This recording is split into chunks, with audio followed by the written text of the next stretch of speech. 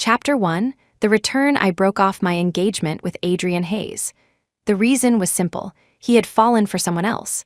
And this someone was none other than my longtime rival, Serena Shaw. Isabel, you're perfect in every way, except you lack the ability to show vulnerability at the right times. On the day of our engagement party, Adrian rebuked me in front of both our families.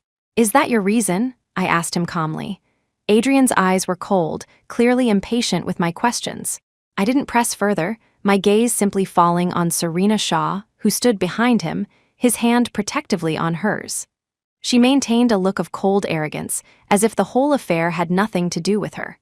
It was a farce she had orchestrated, yet she played the part of an innocent bystander. After a moment of quiet contemplation, I said, "Fine, I agree to break off the engagement."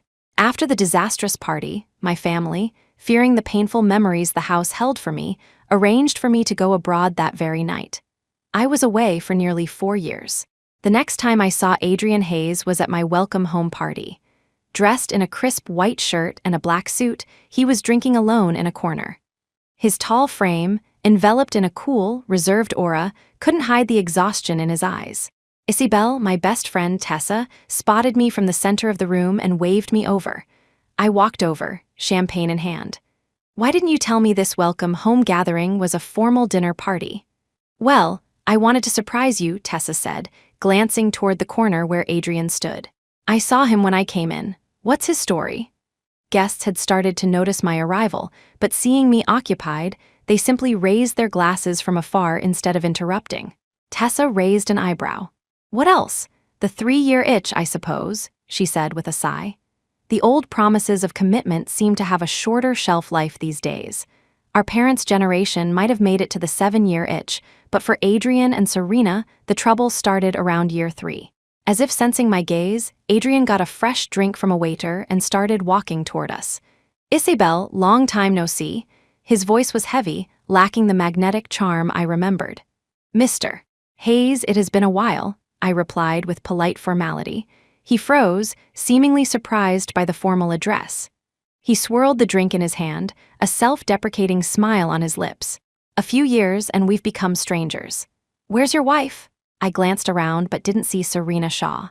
In my memory, wherever Adrian was, Serena was sure to be by his side. Not because she was clingy, but because he insisted on it, as if afraid she would run off the second he looked away. It was strange not to see her at the party. Honestly, I was quite surprised. After all, I had been living a full life abroad, and apart from news about my family and Tessa, I hadn't paid any attention to gossip from back home. Adrian seemed unprepared for my question, his expression stiffening. "She's resting at home." He took a sip of his drink, looking uncomfortable. "Tessa, bring Isabel over here," an old friend called out from the center of the party. Tessa grabbed my hand and led me away, not even bothering to say goodbye to Adrian. "Tessa, really? What took you so long lingering over there with Isabel?" Mrs. Sutton, Tessa's mother, came over to scold her daughter. "Mrs. Sutton," I greeted her politely. "4 years, and you've become even more beautiful and vibrant, my dear," she said warmly. "You as well, Mrs. Sutton," I replied. She didn't stay long, soon heading to the card table behind a decorative screen. I stood near the screen and could faintly overhear the adults talking. "Why did the Hayes boy show up today?" my mother's voice followed. "He came on his own. Probably couldn't stand being cooped up at home." Mrs. Sutton chimed in. "He brought it all on himself, insisting on marrying that Shaw girl. She has a strong personality, much like Isabel, but none of Isabel's grace. Besides, Isabel was raised by 2 loving parents. Her upbringing was always going to be healthier than a child from a blended family like Serena's. And to cause such a scene over a secretary, does she really have to make such a big deal out of it with Mr. Hayes?" Standing there, I started to piece things together. Serena had caused a scene over Adrian's secretary, and it must have been a huge one. "He never replaced his secretary?" I asked Tessa casually. Tessa shook her head. "Nope. The girl has been chasing after Mr. Hayes for years, and his attitude has always been ambiguous." Serena accused them of having an affair and posted it all over social media. The Hayes Corporation's stock plummeted, and a month ago, they almost faced a hostile takeover, Tessa added. "And to think he once said you were too tough and didn't know how to be vulnerable. I bet he knows what tough really means now. I smiled faintly. Indeed. Serena Shaw and I came from similar family backgrounds. Our personalities and academic achievements were also on par. The only difference was that her mother had passed away young, while I had both my parents. The Hayes and Croft families had been friends for generations. Adrian's mother, Eleanor, had always taught him that I was the ideal choice for a wife. Even he had believed it for the longest time that I would be his future wife. We were together through elementary, middle, and high school, and even into university. In the early years, it was our parents' arrangement. But in high school and university, he was the one trying to keep up with me, as I always had the upper hand academically. He met Serena Shaw in university. I never understood what he saw in her. After all, I often saw my own reflection in her actions. That is, until I saw her in the woods behind the campus one day. Dressed in a skimpy outfit, she wrapped her arms around Adrian's neck and brazenly kissed him. In that moment, the dignified image of Adrian I had built up over the years shattered. I had thought he was reserved and self-respecting. He was not. Afterward, I tried to probe him indirectly. What do you think of Serena Shaw as a person? Adrian placed a perfectly cut steak in front of me and said flatly, "She's a lot like you." I had to agree with that. After all, Serena always became intensely competitive whenever she was around me. Chapter 2. The kiss behind the hill. If I showed concern for a sick classmate in our club, she would too, often with even more enthusiasm and vigor. His words temporarily eased my worries, but the peace didn't last. On the day of the club performance, Serena and I were on stage together. I was playing the cello, while she was singing a duet with a male student, which included a short dramatic scene. The moment she wrapped her arms around the male student, I saw Adrian in the audience, his face dark as he stared at her. After the performance, I couldn't get in touch with Adrian. He seemed to have vanished into thin air for days. I was on the verge of calling the police until my senior in the club, Julian, told me what had happened. "Adrian, he's been hospitalized. You didn't know?" I was stunned. Hospitalized? My heart sank. Yeah, he's at City General. As soon as I got the address, I rushed to the hospital. But outside his room, I saw Serena Shaw peeling an apple for him. She was wearing a pale green dress. I looked down at my own identical dress, suddenly unsure who was copying whom. I pushed the door open. My eyes fell on Adrian's leg, which was in a cast. "What happened? Why are you in the hospital?" Serena answered for him. "The brakes on my bike failed. Adrian got hurt trying to save me." As she spoke, she fed a slice of apple to Adrian. Their interaction was as intimate as a couple's. "Is there anything else, Miss Croft?" Serena asked, a half-smile playing on her lips. "Your phone has been off. When you get a chance, you should call your parents. They'll be worried if they can't reach you," I said to Adrian calmly, then left the room.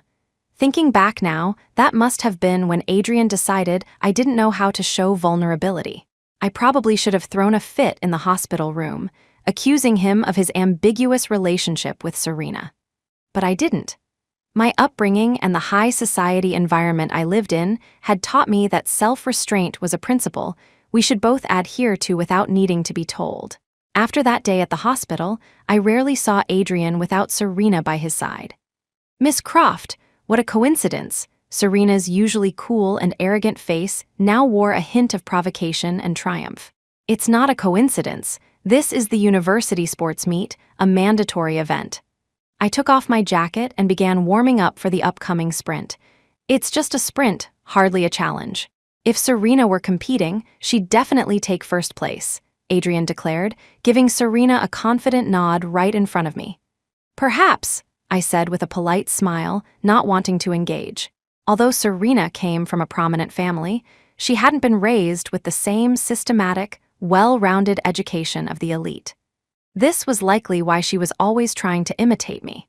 But without the long-term development in academics, arts, and athletics, there were very few things she truly excelled at.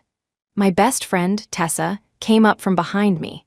If she's so sure she'd win, why didn't she sign up? She wrapped an arm around me and shot a disdainful look at Adrian and Serena.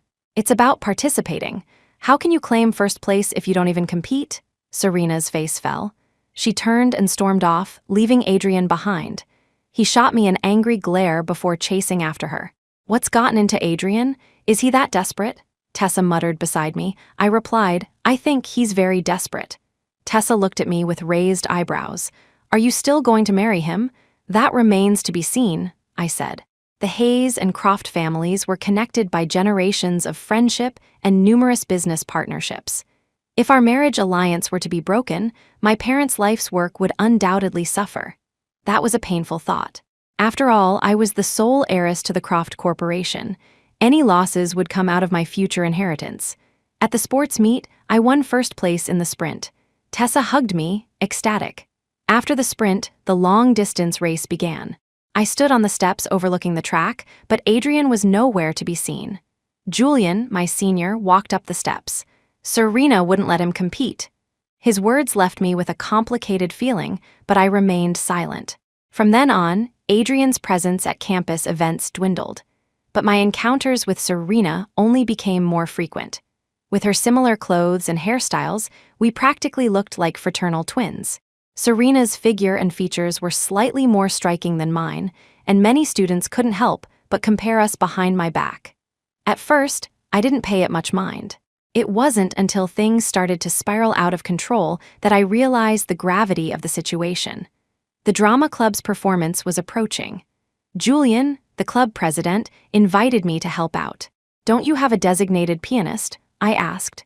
We did, but she got her hand caught in a bus door yesterday, Julian explained, scratching his head. I've heard you play the piano. You're brilliant. You'd be perfect for the part. After understanding the situation, I gladly accepted. That's fantastic, Julian said, his face lighting up. On the day of the rehearsal, the play's setting was a wartime period in the early 20th century, a story of love and loss amidst conflict. I was dressed in a graceful, vintage-style white dress with a faint daisy pattern and delicate lace trim at the collar, cuffs, and hem, making me look as serene as the flower itself. My piano performance was meant to open the show. I sat down at the piano, but just as I was about to begin, I was interrupted. What is she doing here? Chapter 3. The understudy Linda, her fingers wrapped in gauze, was glaring at me. I invited Miss Croft to help with the performance, Julian, the club president, explained as he rushed over. She's not even a member of the drama club. Why should she get the opportunity? Linda protested. I'm the president. Do I need your permission to decide who performs? Julian retorted, angered by Linda's baseless accusation. But I'm the one who secured this opportunity from our advisor besides. Even if it's an understudy, the advisor should be the one to decide. Did you get Professor Davis's approval, Julian? Linda pressed, pulling rank. Julian fell silent. While he had authority over many club activities, the final say always rested with the faculty advisor. If necessary, I can go through the official process with you, I said, standing up to ease the tension. The show is in 2 days. Getting approval from the department usually takes a week, someone whispered from the side. Julian pushed up his glasses. We can expedite it. Special circumstances call for special treatment. I stepped off the stage to follow him. Julian noticed Linda hadn't moved. Aren't you coming? You're the one who wanted to follow procedure. Linda hesitated, her expression turning sour. Don't tell me you already had someone else in mind, I said, seeing her reluctance and hitting the nail on the head. So what if I did? Linda shot back, her chin held high. Nothing. I'm just saying, if you had a backup, you should have told Julian right away. It would have saved him the trouble, I said coolly, not wanting to get dragged into the drama. Linda hesitated before snapping. I did tell him. I turned to Julian, confused. The person Linda recommended was me. At the doorway, Serena Shaw appeared, wearing a dress nearly identical to mine. Serena Shaw. Why her? Someone whispered nearby.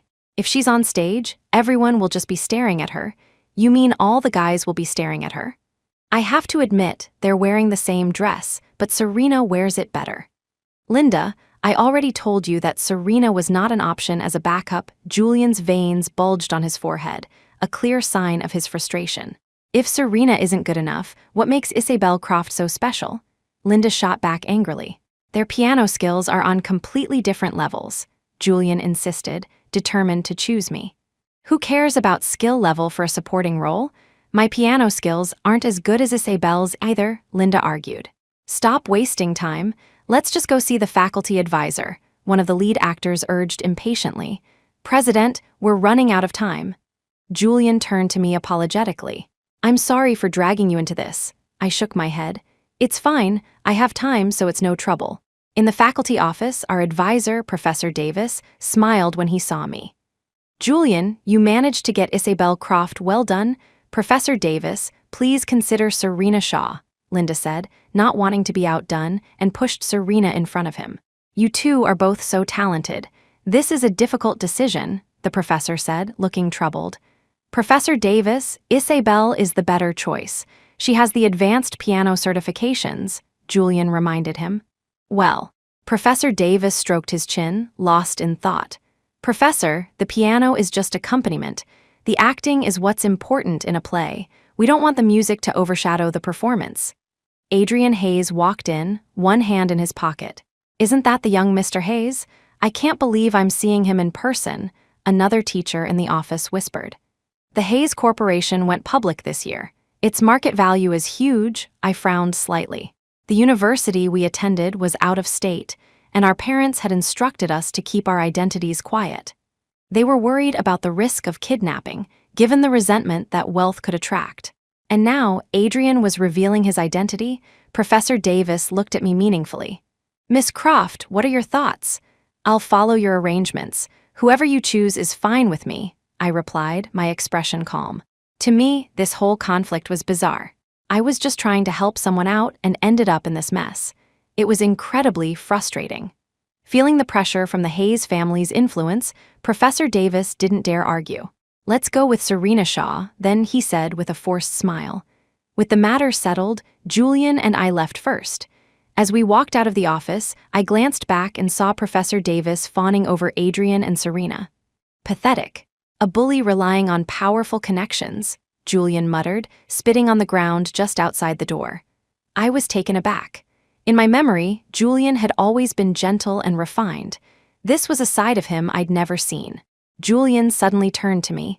"This was my fault for not thinking it through. Let me treat you to a meal to apologize." I smiled and shook my head, about to refuse. "Don't say no.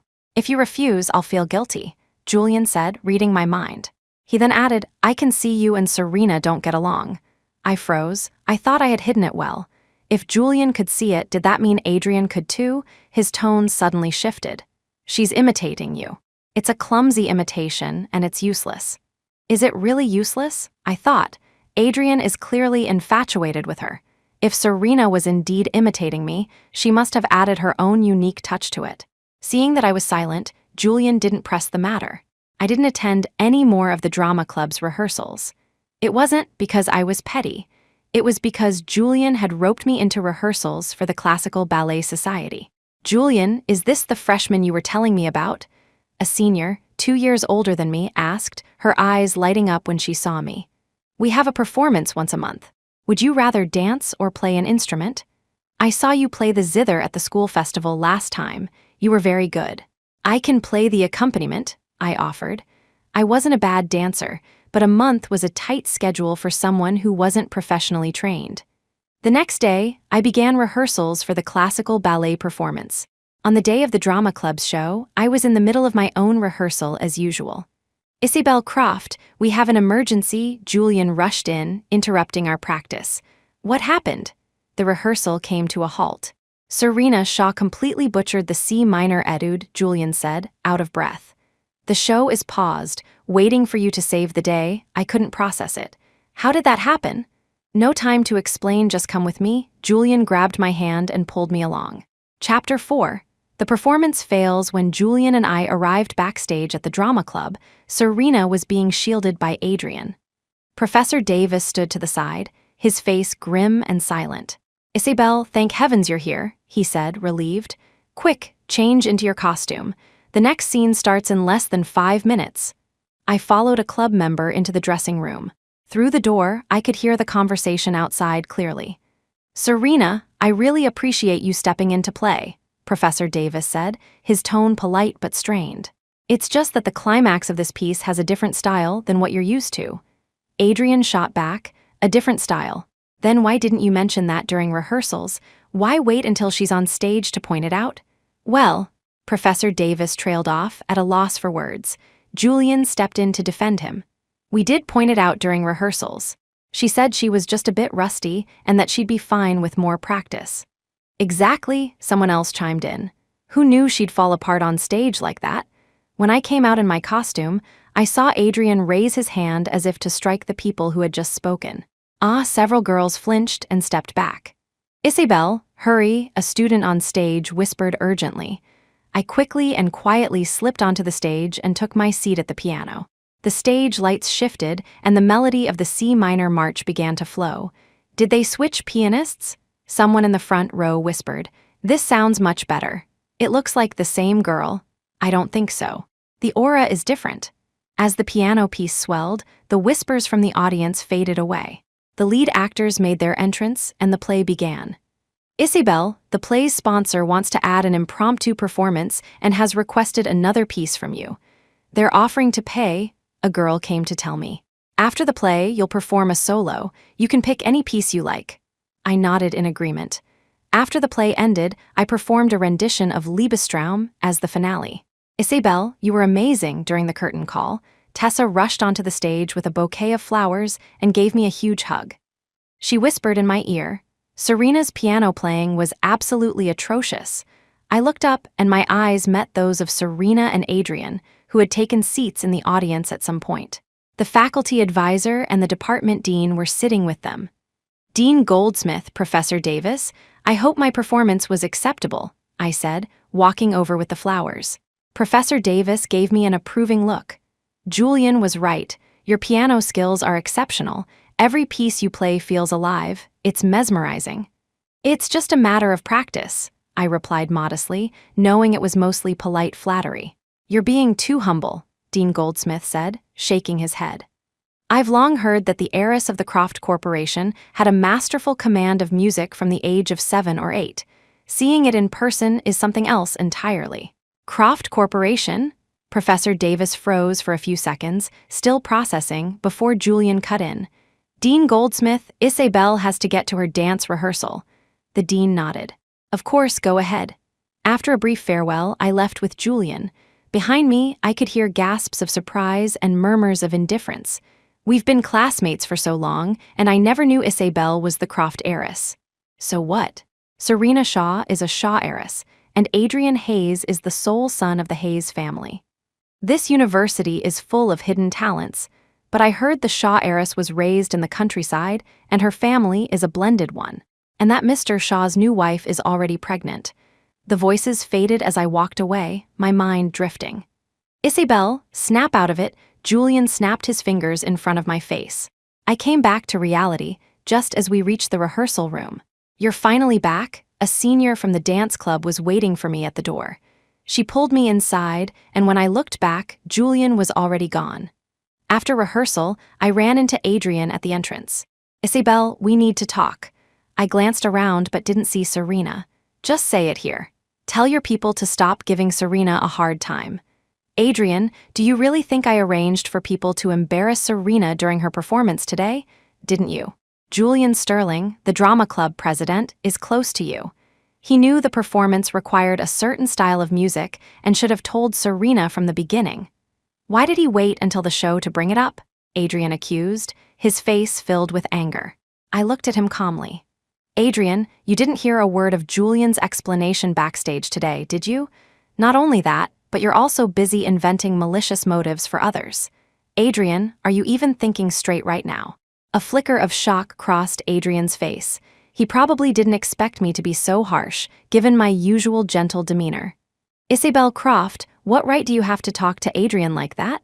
Serena rushed over, fuming. Don't tell me you're projecting your own guilt and twisting the truth. What guilt am I supposed to have? I turned to her, my expression icy. Miss Shaw, did I steal something from you?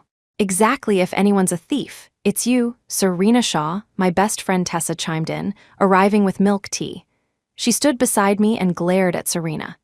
You're the other woman, yet you have the audacity to come here and act all high and mighty in front of the rightful fiancé. Isn't that ridiculous? And you, Adrian, Tessa continued. Isabel is your fiancé. The Croft and Hayes families have a marriage agreement. You ignore Isabel and defend this other woman over and over again. Have you no shame? Adrian, is what Tessa Sutton said true? Serena's face turned pale, as if she'd been dealt a massive blow. Adrian shot me a hateful look. Isabel Croft, you've got some nerve. Adrian, you dare glare at Isabel again, and I'll slap you. Tessa couldn't stand it anymore and raised her hand.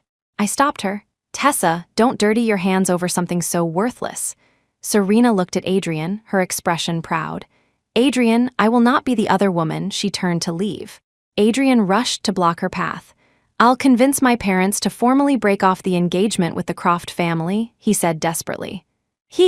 Hearing this, Tessa rolled up her sleeves, ready for a fight. I quickly grabbed her. Fighting will get you a disciplinary warning. We're about to graduate. It's not worth it. But he insulted you like that. I can't let it slide. My hands were already aching from playing the piano, and I couldn't hold Tessa back. She broke free. I'm going to beat the crap out of you, you scumbag. Tessa had a background in martial arts and had been boxing since she was a child. Her strength was terrifying. In no time, Adrian, who was over 6 feet tall, was losing the fight, his face already bruised. Serena didn't fare much better. Her perfectly applied makeup was smeared, making her look like a drowned rat. Chapter 5. Hurting the parents. The fight brought all our parents to the university. Serena's father, annoyed that she had caused him trouble, showed up, made a brief statement, and left in a huff. Her expression remained proud and aloof, but I could see a hint of helplessness and embarrassment in her eyes. It was well known in our circles that Serena was not favored in the Shaw family. Seeing it firsthand, my parents and Adrian's were stunned. After all, Serena's late mother was the only daughter of the Lynn Furniture Empire's founder. With her mother gone, Serena was set to inherit the company, making her future net worth substantial. Isabel, this is all Adrian's fault. Please don't hold it against him, Adrian's mother, Alina, said to me sincerely. That's right. We only recognize you as our daughter-in-law. His mother and I will not accept anyone else, Adrian's father, Richard, added after reprimanding his son. He's been completely blinded by infatuation, Alina exclaimed, glancing at Serena, who was being spoken to by Professor Davis. Dean Goldsmith, it was my poor judgment. I didn't realize this would cause such a rift between the students, Professor Davis said, taking the blame. The drama club members did point out the issue with Serena's musical style early on, and Miss Shaw was indeed out of practice. If you knew she was rusty, why did you let her perform? Julian Sterling recommended Isabel from the start. If she had played, none of this would have happened. Dean Goldsmith grew angrier as he spoke. If it weren't for Isabel saving the day, today's performance would have been a complete embarrassment. Professor Davis's face stiffened. Being reprimanded by his superior in front of so many people was humiliating. Dean, it's not Professor Davis's fault. It's Julian's. As the club president, he failed to guide his members properly, which led to this, Adrian argued, stepping forward. Adrian, his father said sternly, pulling him aside. I think you're confused about who your girlfriend is. Serena Shaw is my girlfriend, Adrian shouted back defiantly. Richard raised his hand to strike him, but Alina stopped him. We're in public. Let the boy keep some of his dignity. Richard suppressed his anger and ordered, You, go over there and apologize to Isabel in front of her parents. She used the club members to set Serena up. She's the one at fault, so why should I apologize? Adrian refused. Smack! A crisp slap landed on Adrian's face. The slap Richard couldn't deliver, Alina did. Adrian, you've disappointed me so much, she said, her eyes red with anger, her body trembling. Isabel's mother and I have been best friends for years. Your father and hers are old friends, and you and Isabel grew up together. How did it come to this? Adrian remained defiant. The relationship between our two families was now strained and awkward because of him. My father's face was grim, and he said nothing. My mother was silent as well. If I had known Adrian would be so unreliable, your father and I would never have arranged this marriage for you, my mother said to me quietly. It's not your fault, I comforted her. I knew my parents had agreed to the match because of their long-standing friendship with the Hayeses. They had hoped for the best, but genetics can be unpredictable. Even the most careful planning can't account for everything. How did the Hayes boy get involved with the Shaw girl? Tessa's uncle, Jeff, asked as he returned from a smoke break on the stairs. He's lost his mind, Tessa chimed in, glaring at the Hayes family. I remember Mr. Hayes was a lot like his son when he was young, Uncle Jeff remarked thoughtfully. Uncle Jeff, how do you know that? I asked, my curiosity piqued. As far as I knew, my parents had always spoken highly of Adrian's parents. Tessa's mother told me, this was before you kids were born, he recalled. The woman was Serena Shaw's aunt, I believe. They had a thing for a while. I doubt Mrs. Hayes knows about it. Tessa and I looked at each other, stunned by the revelation. I turned to my parents. Did you two know about this? They both shook their heads. My mother quickly added, if your Aunt Alina didn't know, how would I? It's all in the past. Best to leave it there, Uncle Jeff said, then looked at Tessa. Your boxing has gotten rusty. Is that all the damage you could do? He was referring to Adrian's bruised face. If I had hit him any harder, my Isabel would have taken the blame, Tessa said, wrapping an arm around me with a proud grin. I know my limits, good. You're my girl, after all, Uncle Jeff said, ruffling her hair. Then his tone shifted. But next time, you can hit a little harder. If anything happens, your uncle has your back. My parents and I were speechless. I knew the Suttons were straightforward and passionate, but I hadn't realized they were this fearless. A little restraint is good, I said, tugging on Tessa's sleeve. You're my only best friend. I don't want to have to visit you in prison. After all, assault is a crime. Tessa laughed. I have self-control. Don't listen to him. Come on, let's go eat. I've booked a table at a restaurant nearby. Our family left with Tessa and her uncle, laughing and talking. On the way, my mother took a call from Alina. Your Uncle Richard and Aunt Alina are on their way home. They're not letting Adrian back in the house until he admits he was wrong, she told me. Isabel, about your engagement with Adrian. If you don't want to go through with it, your father and I will just call it off. It'll save you a lot of heartache later. I nodded. Okay. A marriage with a third person involved is like a half-cooked meal unpalatable. Since we weren't officially engaged yet, when my mother called to break it off, Richard didn't argue. Alina, however, cried on the phone. I guess I'm just not destined for this happiness. Catherine is my only best friend, and Isabel is her only daughter. I just wanted Adrian to marry her so our families could be even closer. Was that too much to ask? Richard couldn't console her, so my mother had to drive to the Hayes' house that night to comfort her. That night, my father stayed with me, as if afraid I would do something drastic. Dad, I'm fine. That Hayes boy is determined to be with the Shaw girl. Your Aunt Alina was so upset she had to be hospitalized, my father told me after hanging up with my mom. I see, I said, my voice calm, without a trace of sadness. I felt surprisingly normal. After all, my relationship with Adrian had always been more of an arrangement between our parents.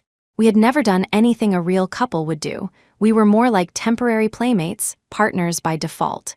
Chapter 6. Fighting over a CD after that night, Richard took a hands-off approach with Adrian. He didn't interfere with his relationship with Serena, but he did cut off his allowance. Adrian was forced to get a part-time job. My life continued as usual. One day, Tessa and I went to a record store to buy the new Michael Jackson album. Unfortunately, there was only one copy left on the shelf. Just one left, I said, looking at Tessa apologetically. We were both die-hard Michael Jackson fans. You can have it, Tessa said, her eyes glued to the album in my hand. I'll just ask my uncle to find me another one from abroad. Tessa, I love you, I said, making a heart shape with my hands. In my excitement, the CD slipped from my grasp.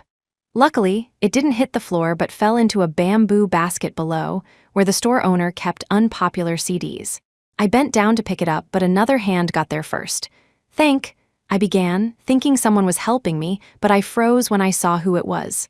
Right place, right time.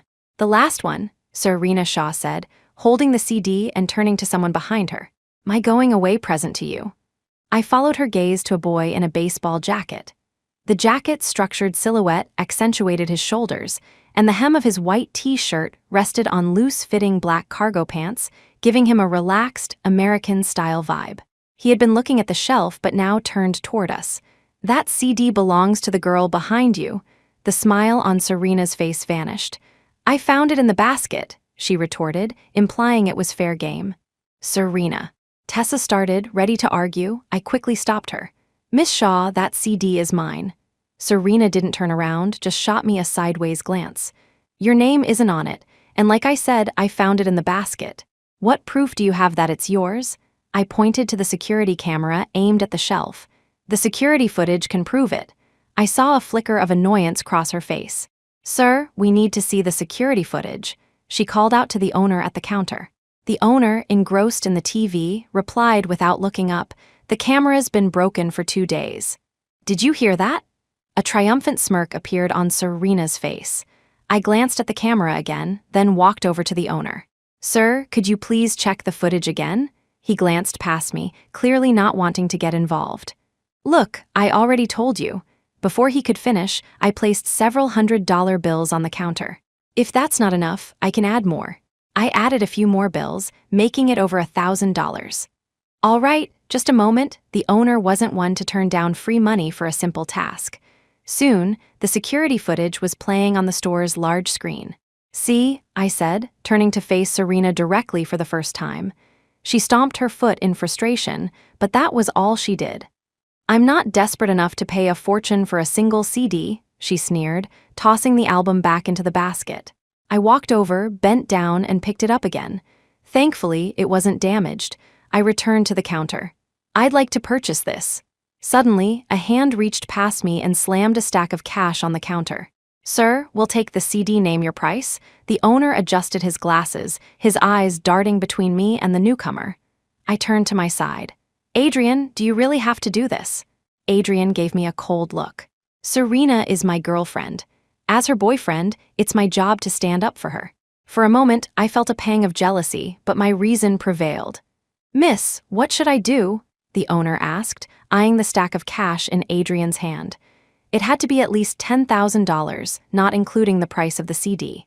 I took back my money. Highest bidder wins. Spending thousands on a single album was ridiculous. The market price was only a few $100s at the time. If I couldn't find it here, I could always get it from abroad. Tessa, let's go. I pulled Tessa out of the record store. As we waited for the bus across the street, Serena emerged from the store, holding the CD, with Adrian looking at her dotingly. Where are you? Serena said into her phone.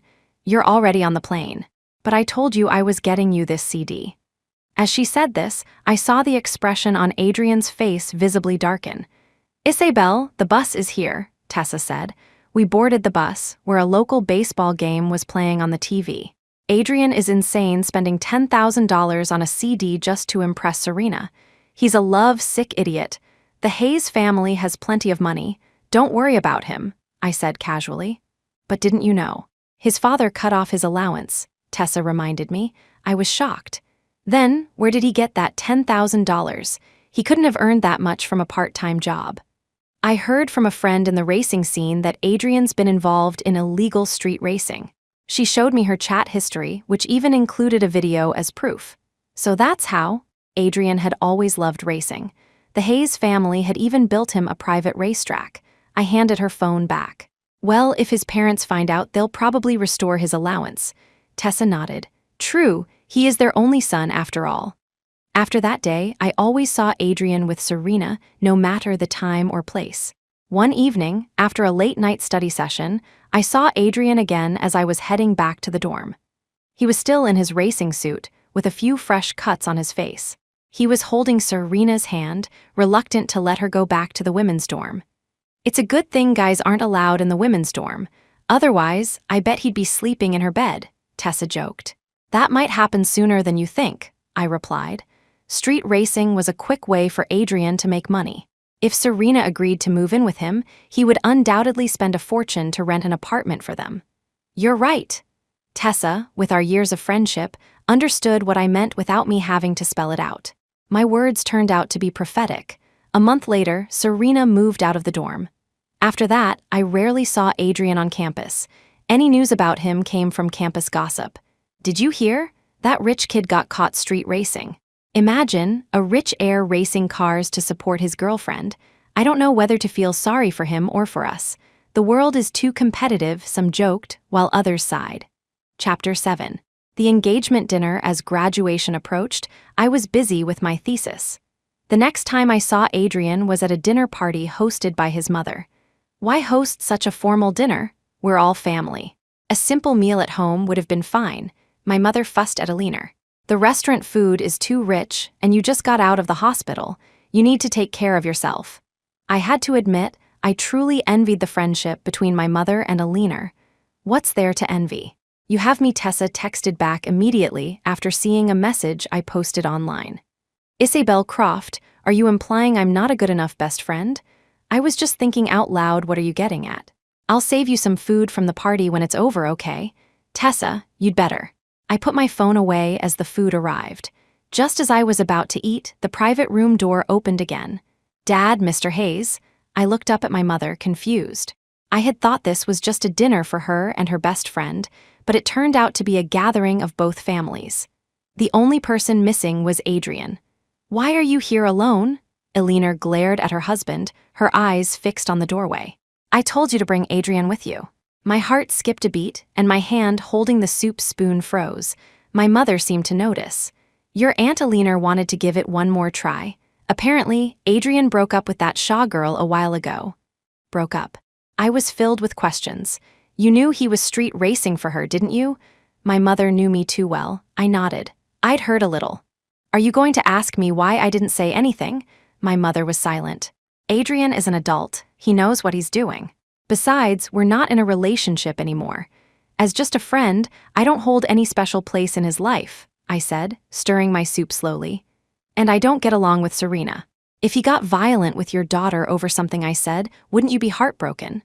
My mother sighed heavily and squeezed my hand. If he dared, your father and I would never let him get away with it, I replied. I never doubted my parents' love for me. This dinner is really about Adrian's attitude. If he's changed, would you still be willing? My mother asked. Mom, I don't think this will work, I answered rationally. To show her sincerity, your Aunt Alina is willing to transfer 20% of the company's shares to your name before the wedding, my mother said, revealing Alina's offer. 20% was a huge amount, a very sincere gesture. But marriage wasn't something that could be forced, no matter how reasonable the parents were. I smiled faintly. Mom, let's not rush. We'll see. His phone is off and he's still injured. Where could he be? Alina put her phone down, her patience wearing thin. This is all your fault. I told you to keep an eye on him. What were you doing? She snapped, taking her anger out on her husband. He has his own 2 feet. What was I supposed to do? I have a company to run. I can't watch him 24/7, Richard retorted, a hint of annoyance in his voice. All right. Let's just treat this as a family get-together. It's fine if Adrian didn't come, my mother said, trying to calm Alina down. I'm worried about him. He's still injured, and the doctor said if he doesn't rest, he could have permanent health problems, Alina said, her eyes welling up with tears. Catherine, you have no idea. When his father and I got to the hospital, he was covered in blood. It wouldn't stop. While Adrian was in the hospital, that Shaw girl never once came to visit. Not only that, but she flew abroad to meet some other guy. When Adrian found out, he threw a huge tantrum. His father had a long talk with him, and he finally broke off contact with her. Hearing this, my suspicion was confirmed. Adrian wasn't coming today. He had most likely left to find Serena. Isabel, if Adrian comes today, and if he's willing, would you still be? Alina turned the question to me. As I was trying to figure out how to answer, the door swung open. Adrian. A flicker of hope crossed Alina's face, but it was quickly replaced by anger. What are you doing bringing her here? I looked at the door. Adrian was in a leather jacket, his motorcycle gloves still on. He looked thinner and, as always, cool and distant. Didn't you ask me to come to the engagement dinner? How can we have one without the bride-to-be? He said, pulling Serena closer. Mom, Dad, I'm going to marry Serena Shaw. Clang, my father slammed his wine glass on the table. Richard Hayes, we've been friends for decades. My wife and your wife are best friends. My daughter is a gentle soul who doesn't like to fight, but that doesn't mean she doesn't have people to protect her, or that no one wants her. Your family has humiliated our Isabel time and time again. This is too much. Richard's face was grim, but surprisingly, he remained silent. Annalena, thank you for the dinner. I'm full. Mom, Dad, shall we go? I wiped my mouth and calmly stood up. I could be insulted, but I couldn't go hungry. Catherine, I had no idea the boy would. Alina started to say as she tried to stop my mother, but Richard held her back. What's so wrong with Isabel that you have to choose Serena Shaw? Alina yelled at Adrian, hitting her husband at the same time. She desperately wanted her friendship with my mother to be passed down to the next generation. Adrian was silent. I turned and walked toward him. Can you tell me why? Serena was undeniably more beautiful than me, but I considered myself attractive, and I was her equal in every other way. Especially since she was always trying to imitate me, a fact Adrian himself had admitted. I was genuinely curious about what drew him to her. Adrian tightened his arm around Serena, his voice hoarse. Isabel, you're perfect in every way, but you lack the ability to show vulnerability at the right times. The ability to show vulnerability. The image of Serena wrapping her arms around his neck and kissing him flashed through my mind. Then, the memory of her, knowing her piano skills were lacking, still going on stage, only to be criticized and then nestling in Adrian's arms, half proud, half aggrieved. Is that your reason? Adrian gave me a cold look and said nothing more. Chapter 8. The break. My thoughts returned to the present. My voice was calm. In that case, I agree to dissolve the marriage agreement between our families. With that, I turned and left the room with my parents. As the door closed, I heard the sound of things breaking and angry shouts from inside. If you want her in this family, it will be over my dead body. And you, Richard Hayes, why didn't you say anything? Don't think I don't know what you're up to. You used to be in love with that little bitch's aunt. She looks just like her. You couldn't have her, so now you want your son to fulfill your dream? I froze. I couldn't understand how Annalena had found out about that so quickly. Our social circle is small. After the news about Adrian and Serena got out, people started gossiping. There are no secrets in this world, my mother explained. I sighed. It was all a cycle of cause and effect, with clear signs all along. After that dinner, my parents arranged for me to go abroad ahead of schedule. I had already completed all my university courses and just needed to finish my thesis. Fortunately, within a week of arriving in a new country, my thesis was approved, and my advisor allowed me to defend it online. One day, I had just finished a video call with my advisor at a cafe when Tessa called. Are you really not coming back for the graduation photos? She asked, her voice filled with disappointment. My parents said I shouldn't come back for now. They threatened to confiscate my passport if they have to drag me back themselves. I knew they were just trying to protect me, probably worried that another encounter with the Hayes family would be too much for me. Maybe it's for the best. It would save you the humiliation. That scumbag Adrian slept with Serena, and I heard she's pregnant. Tessa ranted on the other end of the line. I didn't say anything. Not because I was upset, but because I was thinking about how they had been living together for a while. It's not surprising that she's pregnant, I said calmly. They were living together, sleeping in the same bed. It would be more surprising if she wasn't. I vaguely remembered hearing gossip that after the Shaw family found out Serena had a man supporting her, they cut her off financially. Adrian's street racing wasn't just to cover his own expenses. It was to pay for their rent and living costs. For a young man used to a life of luxury, it must have been a struggle. And Serena was a big spender too. Only he knew how hard it was to earn that money. Isabel, are you sad? Tessa asked softly, sensing my silence. What do you think? I countered. Well, Isabel, to be honest, I don't think you were ever that invested in Adrian, Tessa replied. After a moment of silence, I said slowly, we never officially started. Adrian and I were childhood friends at most. My feelings for him were more out of habit than anything else, and it was the same for him. This time, it was Tessa's turn to be silent. I always thought you two were dating. She finally mumbled. We never confessed our feelings to each other. How could we have been dating? I asked. Then why didn't you ever date anyone else? Tessa asked after some thought. That's a question I've been asking myself lately, I admitted. And do you have an answer? She asked. Not yet. Let's not talk about this. Since you can't come back, I'll just tell the professor to Photoshop you into the pictures, Tessa said dejectedly. I was really looking forward to taking a photo with you. It's all that bastard Adrian's fault, she blamed him. Tessa, it wasn't meant to be between us. You can't force matters of the heart, I said, trying to calm her down. Tessa then said, well, as soon as my thesis is approved, I'm flying over to see you. Okay, I'll be waiting for you, I promised. Oh, and remember to bring me snacks from the campus convenience store. I'm craving them. Hearing my request, she immediately perked up. Okay, I'll buy out the entire store for you that evening. After the last of the party guests had left, Tessa and I saw them off. "I'm staying at your place tonight," she said, clinging to me like glue. "All right, I'll ask my mom to get an extra blanket." She was a restless sleeper and always ended up hogging the covers. "Tessa, let's go," her mother called from the courtyard. "I'll be right back," she said, letting go of me and running off. I was about to go back inside when I noticed someone standing in the gazebo in the east corner of the courtyard. The red tip of a cigarette glowed in the dark. Seeing me look over, he dropped the cigarette and walked toward me. As he got closer, I realized it was Adrian. "Everyone else has left. Why are you still here?" I asked. "I wanted to talk to you in private," he said in a low voice. "Isabel, I'm ready for bed," Tessa's voice called from behind me. "Maybe some other time.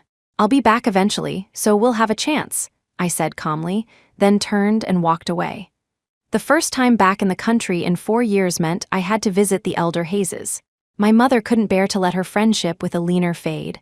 "What were you two talking about?" Tessa asked, grabbing my arm, her tone and gaze suspicious. "Nothing. I didn't realize it was him at first, so I lingered for a moment." It was the truth. I hadn't recognized him in the dark, and by the time I did, he was already standing in front of me.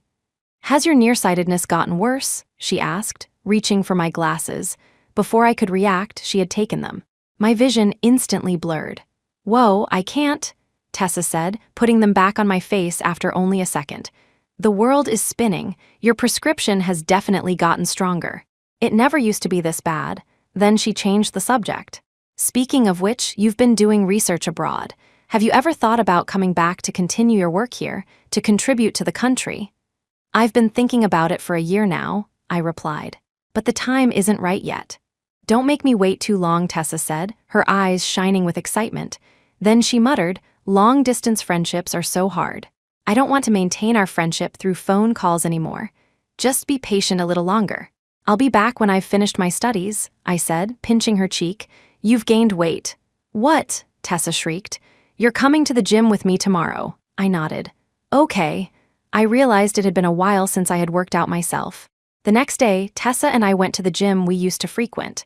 "Miss Croft, long time no see," the owner, Mr. Kyan, greeted me. "Miss Sutton told me you went abroad. Are you back for good this time?" "Just visiting for now." My career was based overseas, so moving back would require careful consideration. "By the way, I lost my gym card. Can I get a new one?" "Of course." Soon, a new gym card was in my hand. Chapter 9. The reunion at the club after the treadmill showed 5 kilometers. I slowed to a walk.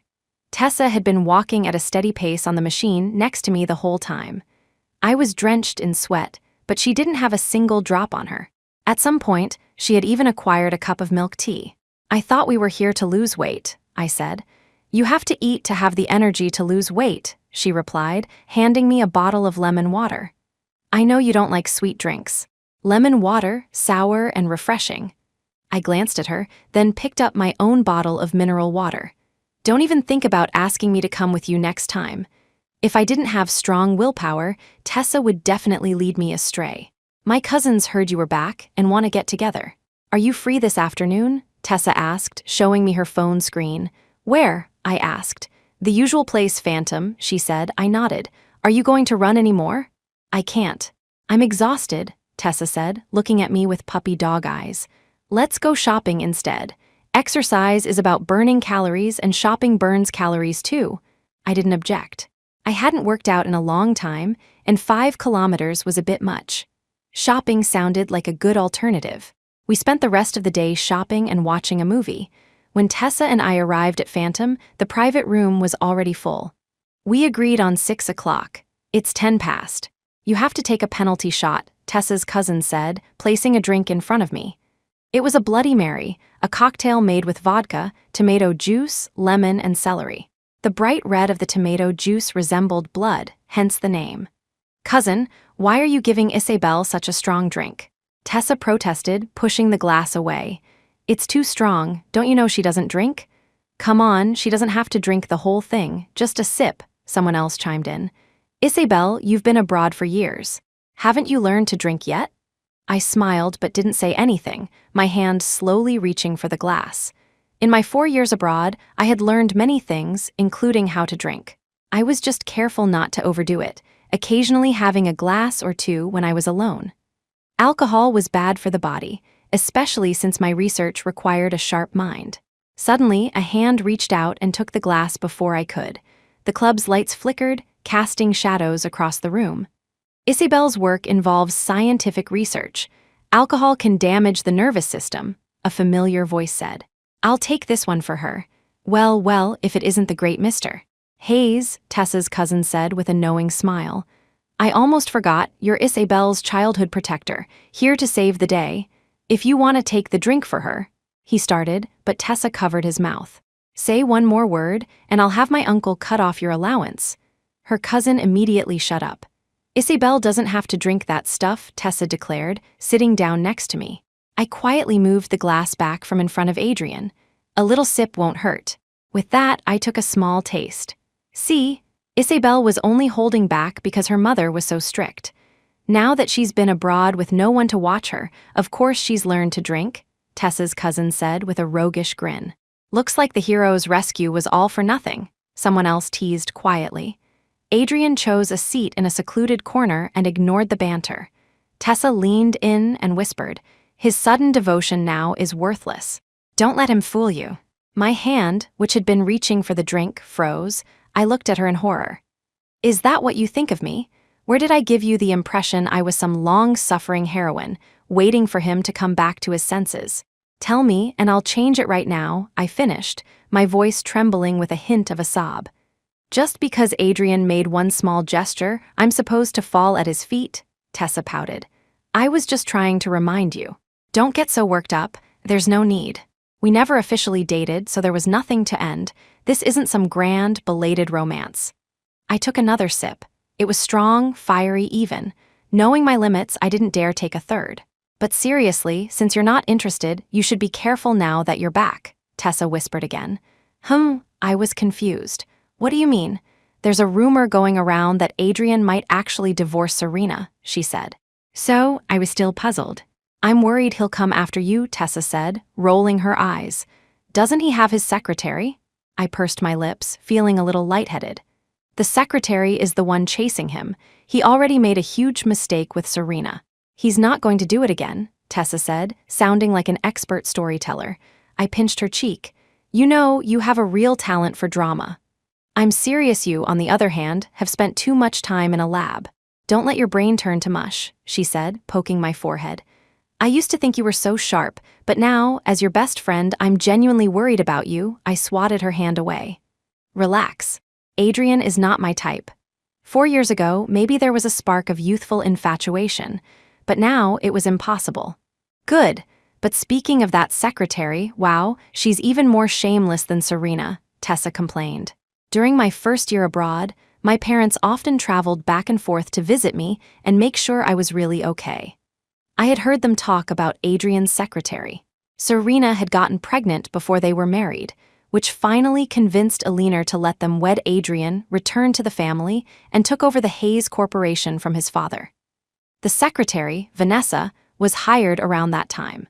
She was a top graduate from a prestigious business school, and she bore a slight resemblance to Serena. She wasn't exactly prim and proper, but she wasn't outrageous either, and she had a much livelier personality than Serena. With Vanessa's help, Adrian managed to overhaul the company multiple times shortly after taking over, even cleaning up some of the messes left by his father. Richard was also very impressed with her. Serena's insecurity likely began to grow around then. She apparently tried to surprise Adrian on his business trips with Vanessa, hoping to catch them in the act. She failed multiple times, but eventually she succeeded. Adrian was drunk, and Vanessa had helped him back to his room.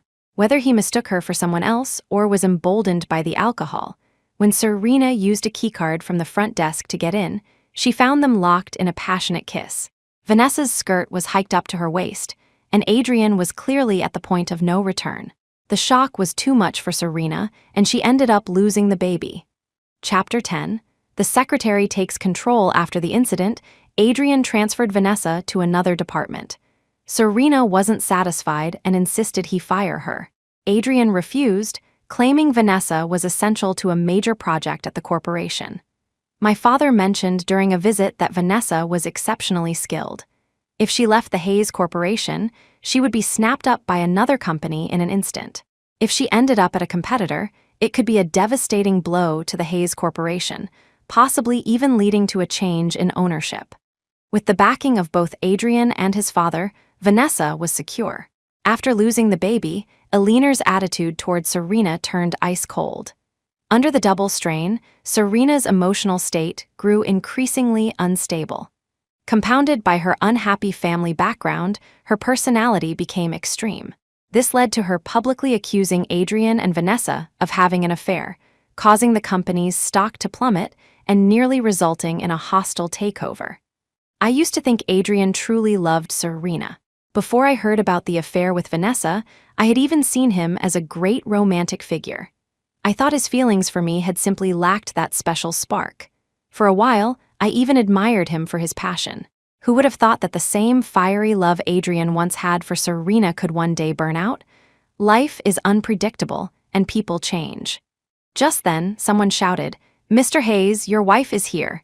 The tone was clearly filled with amusement.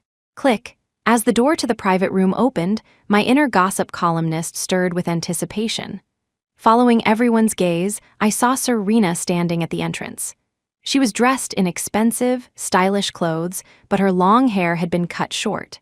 Her small, delicate face had lost its former radiance. Her eyes were filled with a weary resentment that made her look harsh. It was difficult to reconcile this woman with the cool, arrogant Serena from 4 years ago. "I told you I was just meeting up with some friends," Adrian said, downing his drink in one gulp, his voice laced with irritation. Serena's eyes scanned the room before landing on me. "Friends? Since when are you and Miss Croft and Miss Sutton such close friends?" There were other women in the room, but she probably only recognized me and Tessa. "Professor Croft is back in the country for a visit, so a few of us old friends decided to get together," Tessa's cousin said, clearly enjoying the drama.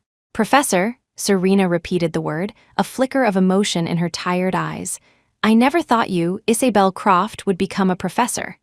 I gave a slight smile but said nothing. Serena was a smart woman. If she hadn't spent the last 4 years focusing on Adrian and had instead pursued her studies or a career, her life would be very different now.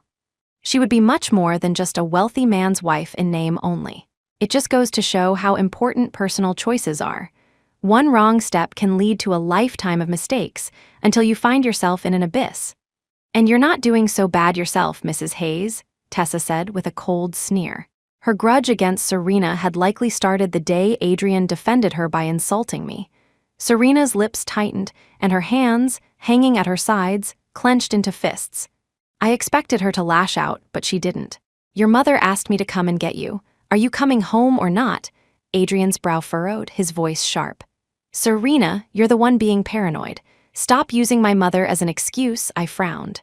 This side of Adrian was, frankly, a new low. "If you weren't cheating, would your wife need to keep tabs on you?" I said, my voice cutting through the tension as I gently tapped my glass. The room fell silent. I continued, the light tapping of my finger on the glass the only sound. "Mr. Hayes, a real man takes responsibility for his actions. When you make a mistake, you own up to it. Do you really need someone to teach you that?" Well, 4 years abroad have really changed you," Tessa's cousin said, leading a few other rich kids in a new round of spectating. "When you broaden your horizons, you're bound to change. You can't just get older without getting wiser," I retorted, shooting him a cold look. Tessa's cousin was even more of a playboy than Adrian had been 4 years ago, and it had only gotten worse. He rubbed his nose sheepishly. In the corner, Adrian's face had turned dark from my words. "Are you happy now?" He snapped at Serena, not even looking at her. I thought she would fight back, but she didn't. It was clear that 4 years of marriage had worn away her spirit. Because Serena exposed Adrian's affair, the Hayes family blamed the Shaw family for the company's stock losses. A young man sitting near me and Tessa whispered. I was stunned. "They could do that?" "And the Shaw family agreed?" I asked. "When Serena married into the Hayes family, Mr. Shaw used her to secure several business deals with them," he explained. "One of those deals was a trap set by the Hayeses." He paused, then added, "Well, not exactly a trap, more like a risk transfer. It was probably Richard Hayes's idea. The drop in the Hayes Corporation's stock directly affected that project, and the Shaw family was caught in the middle. Mr. Shaw tore into Serena and even threatened to have her mother removed from the family cemetery. I understood. It was a chain reaction. They were all tied together. If one went down, the other couldn't escape. This was the first I had heard of it. It was hard to say who was right or wrong. When I looked up again, Adrian and Serena were gone. "Isabel, I'm so glad you're not a love-sick fool," Tessa said, hugging me tightly as if we had just survived a great danger. "I'm so glad you didn't marry Adrian. I can't imagine how heartbroken I would be if you were in Serena's shoes right now." "It's okay, I'm fine. It's just a what-if scenario. No need to worry," I said, comforting her. "If you worry too much and get sick, I'll be the one who's heartbroken." Tessa immediately straightened up and chugged her drink. Yes, seeing those two get what they deserve feels so damn good. Chapter 11. Aunt Aliner's invitation, I was in my study, looking for 2 old, historically valuable chemistry notebooks I had collected over the years. I had found them in an antique shop, thinking they were just old books. It wasn't until I was studying abroad that I realized they were chemistry notes from over a century ago. The content was still relevant today, but the publicly available copies were blurry and illegible, meaning many details had to be painstakingly recreated through experiments, a costly and time-consuming process. "Your Aunt Aliner has invited me and a few other ladies for a game of cards. She said I should bring you along," my mother said, on the phone with her. I was on a stepladder, holding a yellowed, leather-bound notebook whose pages looked ready to fall out. "I don't play cards. What would I do there? Besides, with the history between me, her son, and her daughter-in-law, won't it be awkward if we run into them at her house?" "That's what I thought, but your Aunt Aliner insisted they wouldn't be there. Just us old friends. She also said she hasn't seen you in years and really wants to." Snap.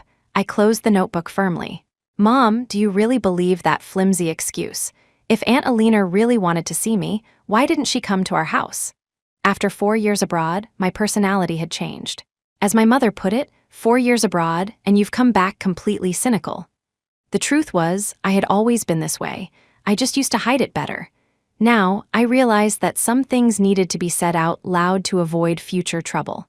Take Adrian and me, for example. For a while, I wondered what would have happened if I had told him I liked him back then, or if I had flatly refused our parents' arrangement. Maybe we wouldn't have ended up on such bad terms. We could have at least remained decent childhood friends, like a neighborly big brother, but life is unpredictable. "So you're not going?" my mother asked, still hopeful.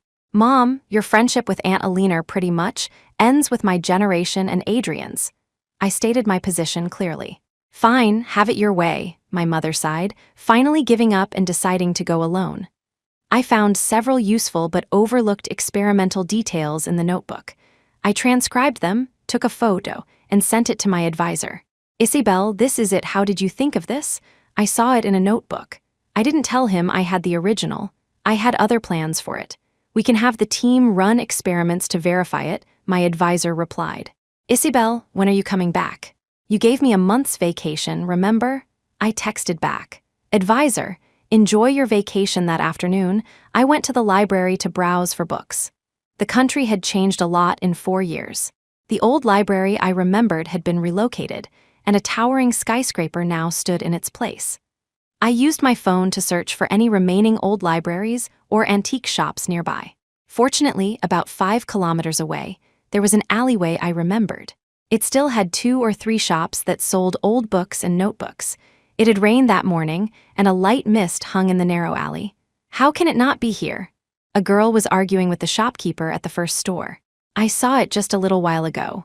"Think harder, old man. Did you sell it to someone else?" "No, I really haven't seen the green notebook with finance notes you're talking about," the shopkeeper insisted, his brow furrowed in frustration. I lifted the curtain and went inside. "Miss, what can I get for you?" the owner asked, his eyes lighting up at the sight of a new customer. "Do you have any old notebooks? The vintage kind," I replied. Yes. Some are from universities, some from other places." "We have a lot. What kind are you looking for?" he asked. "Do you have any on chemistry?" "Yes, of course." The owner immediately opened a gate for me. "Go straight and turn left. That whole row is notebooks." "Thank you." I walked in and saw rows of neatly categorized old notebooks. I scanned them but didn't find anything that caught my eye. Just as I was about to leave, I came face to face with someone. Isabel, what a coincidence. I was stunned. I never expected to see Adrian in a second-hand shop in this alley. Yes, it is. He glanced behind me. Are you here looking for chemistry notebooks? Yes, I nodded. A little outside help could make my work much more efficient. My gaze then fell on the green notebook tucked under his arm. I remembered the girl outside and guessed it was the finance notebook she was looking for. Noticing my stare, he pulled it out, looking a bit awkward. It's funny. The major I despised the most in university has become the one thing I have to rely on. I remember you used to say that a manager doesn't have to do everything themselves, but they must always have a backup plan. If they don't, they have to be multi-talented and lead from the front. I used to scoff at that idea. Now it's all come true. Skills are never a burden. You can learn something and never use it, but you can't afford not to have it. My tone was still cool. If the Hayes Corporation's finance team isn't working out, why not replace them? I asked. Adrian was silent. I remembered what someone had said at Phantom that night, that Adrian had transferred Vanessa. Your secretary doesn't have control of the entire company's finances, does she? His face turned pale. You've heard? I heard a little, the rest I guessed, I admitted. Looks like I guessed right. That was the crux of the matter. Adrian and his father were being controlled by the secretary. If you need help, I can recommend someone. A flicker of hope appeared in his eyes. Who? Julian Sterling. The hope in Adrian's eyes vanished. Him, Julian won't hold a grudge. And I heard he co-founded a firm that's become quite famous in the capital. You need a reliable finance team, and Julian is the right person for the job, I said, taking Julian's business card from my wallet. He gave this to me when I ran into him abroad 3 months ago. If you feel awkward, you can say I recommended you. He took the card. Thank you. I have to go. With that, I turned and left. The shopkeeper saw me leaving empty-handed. Miss, didn't you find anything you liked? Not this time, I replied. The gray sky began to drizzle again. I took a spare umbrella from my bag and walked down the alley. The second shop was closed, and the third was nearly empty. I continued on, and a few hundred meters later, I reached a deserted street.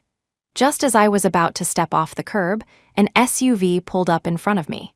Miss Croft, our madam would like to see you, the driver said, getting out to block my path. The car window rolled down, and Serena Shaw's face came into view. If you have something to say, just say it, I said, not intending to get in her car.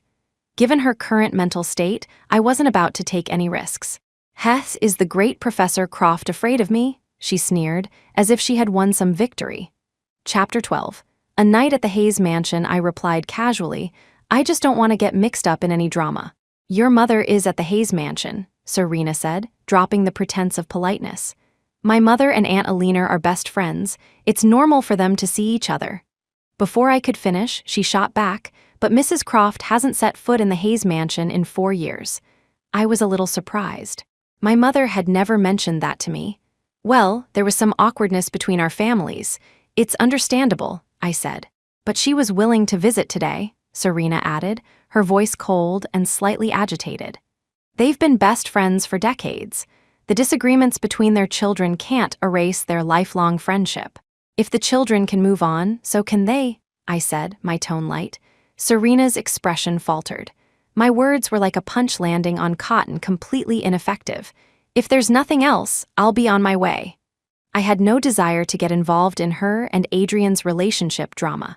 I only had a month of vacation, and I wasn't going to waste it on pointless arguments. Seeing my firm stance, Serena didn't press the issue. A moment later, she rolled up the window and drove away. That night, my mother didn't come home from the Hayes mansion. I had a video call with her. Your Aunt Alina isn't feeling well. I want to stay and keep her company. Make sure Joseph stays at the Hayeses too, I said after a moment of thought. Okay, and try to get him a room next to yours, I added. Joseph was our family's driver. He was a veteran who had served with my father. An orphan with no family to turn to after his service, my father had brought him into our home. Joseph was incredibly grateful and knew his place. My mother often called him her big brother, and he truly treated her like a younger sister. The next evening, my mother returned from the Hayeses, looking cheerful. You seem to be in a good mood. She placed a platter of fruit in front of me, a gift from your Aunt Alina. My eyes fell on the gold bracelet on her wrist. And look at me, see anything else different? She asked. That dress, the necklace. Gifts from Aunt Alina? Sharp eyes, my mother said, looking years younger with her happy expression. That bracelet and necklace look like a matching set. The dresses are too. Your Aunt Alina and I have been best friends for years. If it weren't for what happened 4 years ago. She trailed off. She still has that idea in her head, you know. What, are you planning to sell your daughter off for a new outfit and some jewelry? I took off my glasses and rubbed my tired eyes. What nonsense are you talking about? My mother retorted, giving me a sharp look. As if I would push you back to that scoundrel Adrian. Even if he's a changed man, why should my wonderful, unmarried daughter have to settle for a divorcee? I opened my eyes, surprised to hear such words from my mother. Your Aunt Alina has a nephew on her side of the family. She asked if you'd be interested in meeting him. A nephew from her side of the family? That sounds a bit distant. Not at all. He's your Aunt Alina's older brother's son. But aren't Aunt Alina and her brother estranged? I recalled hearing something about that. That's all in the past. After her brother and sister-in-law died in a car accident, she let it go, my mother said, her expression turning serious. You can't hold a grudge against the dead. That seemed plausible. My mother continued. Your Aunt Alina says her nephew looks more like her than Adrian does. She said since Adrian was such a disappointment, she might as well get a new son, more like Aunt Alina than Adrian. My curiosity was piqued. Adrian was already handsome enough to be mistaken for a girl. I couldn't imagine what his cousin looked like. So, will you meet him? My mother asked, sensing my interest. All right. With the way you're talking, if I say no and Aunt Alina develops some new anxiety over it, I'll be the one to blame, I joked. Please, if you want to see a handsome man, just admit it. Don't make up such grand excuses, my mother teased back. I'll let her know, then I nodded. My mother was incredibly efficient. The meeting was set for the next day. Mrs. Croft, let's be clear, I warned her beforehand. We're just meeting. Don't turn this into a formal matchmaking dinner. Oh, relax, we're just going to your Aunt Alina's for a casual meal. My mother was in my closet, rummaging through my clothes. Wear this. It shows off your figure and suits your temperament, she said, holding up a sky blue, embroidered vintage-style dress. Mom, what I'm wearing is fine, I said, gesturing to my white blouse and casual trousers. My mother gave me a disdainful look. Are you going to the farmer's market? I wouldn't wear something this nice to the farmer's market. For grocery shopping, I'd throw on any old thing. If it weren't for the dress code at the lab, my ugliest clothes would be my go-to. Don't you dare embarrass me, my mother retorted. Home, I thought, is really not for the long-term wanderer. It's only been a week, and she's already finding fault with me. After I changed, my phone rang. It was Aunt Alina. This was the first time she had called me since that disastrous party 4 years ago. Isabel, are you and your mother on your way? I leaned over the railing and saw my mother in the living room, texting someone. We're about to leave. Good, I'll be waiting for you with some delicious food. Her voice sounded incredibly happy. I went downstairs with my purse. My mother quickly put her phone away. My, whose beautiful daughter is this? My father came out of the bathroom, frowning. My daughter is beautiful no matter what she wears, even a potato sack. It's just dinner. Dressing up like this makes it seem like we're trying too hard to impress the Hayes family. My mother dismissed his concerns. Well, we can't have her show up in a potato sack and look shabby. You go running over to their house, and you drag our daughter with you. The events of 4 years ago had caused a rift between my father and Richard, and he still hadn't gotten over it. My mother grumbled, They say women are petty, but look at your father. A petty man is a real handful. Your Uncle Richard has invited him out countless times, and your father just ignores him. I smiled but said nothing, feeling a deep warmth inside. Having 2 loving parents was the greatest treasure in the world. As my mother and I were leaving, my father was still muttering, If the food is bad, come home early. We have plenty to eat here. Okay, I said with a smile. You go on back inside. Chapter 13. Leo Donovan stepping into the Hayes mansion after so many years, I found it completely renovated, with almost no trace of its former self. Madam, Mrs. Croft and Miss Croft are here, a maid announced. Catherine, Isabel, come in, have a seat, Aunt Alina said, coming out of the kitchen in an apron. She had aged considerably and no longer looked like the glamorous socialite I remembered. "Annalena, my mother and I brought you something," I said, placing a gift on the coffee table.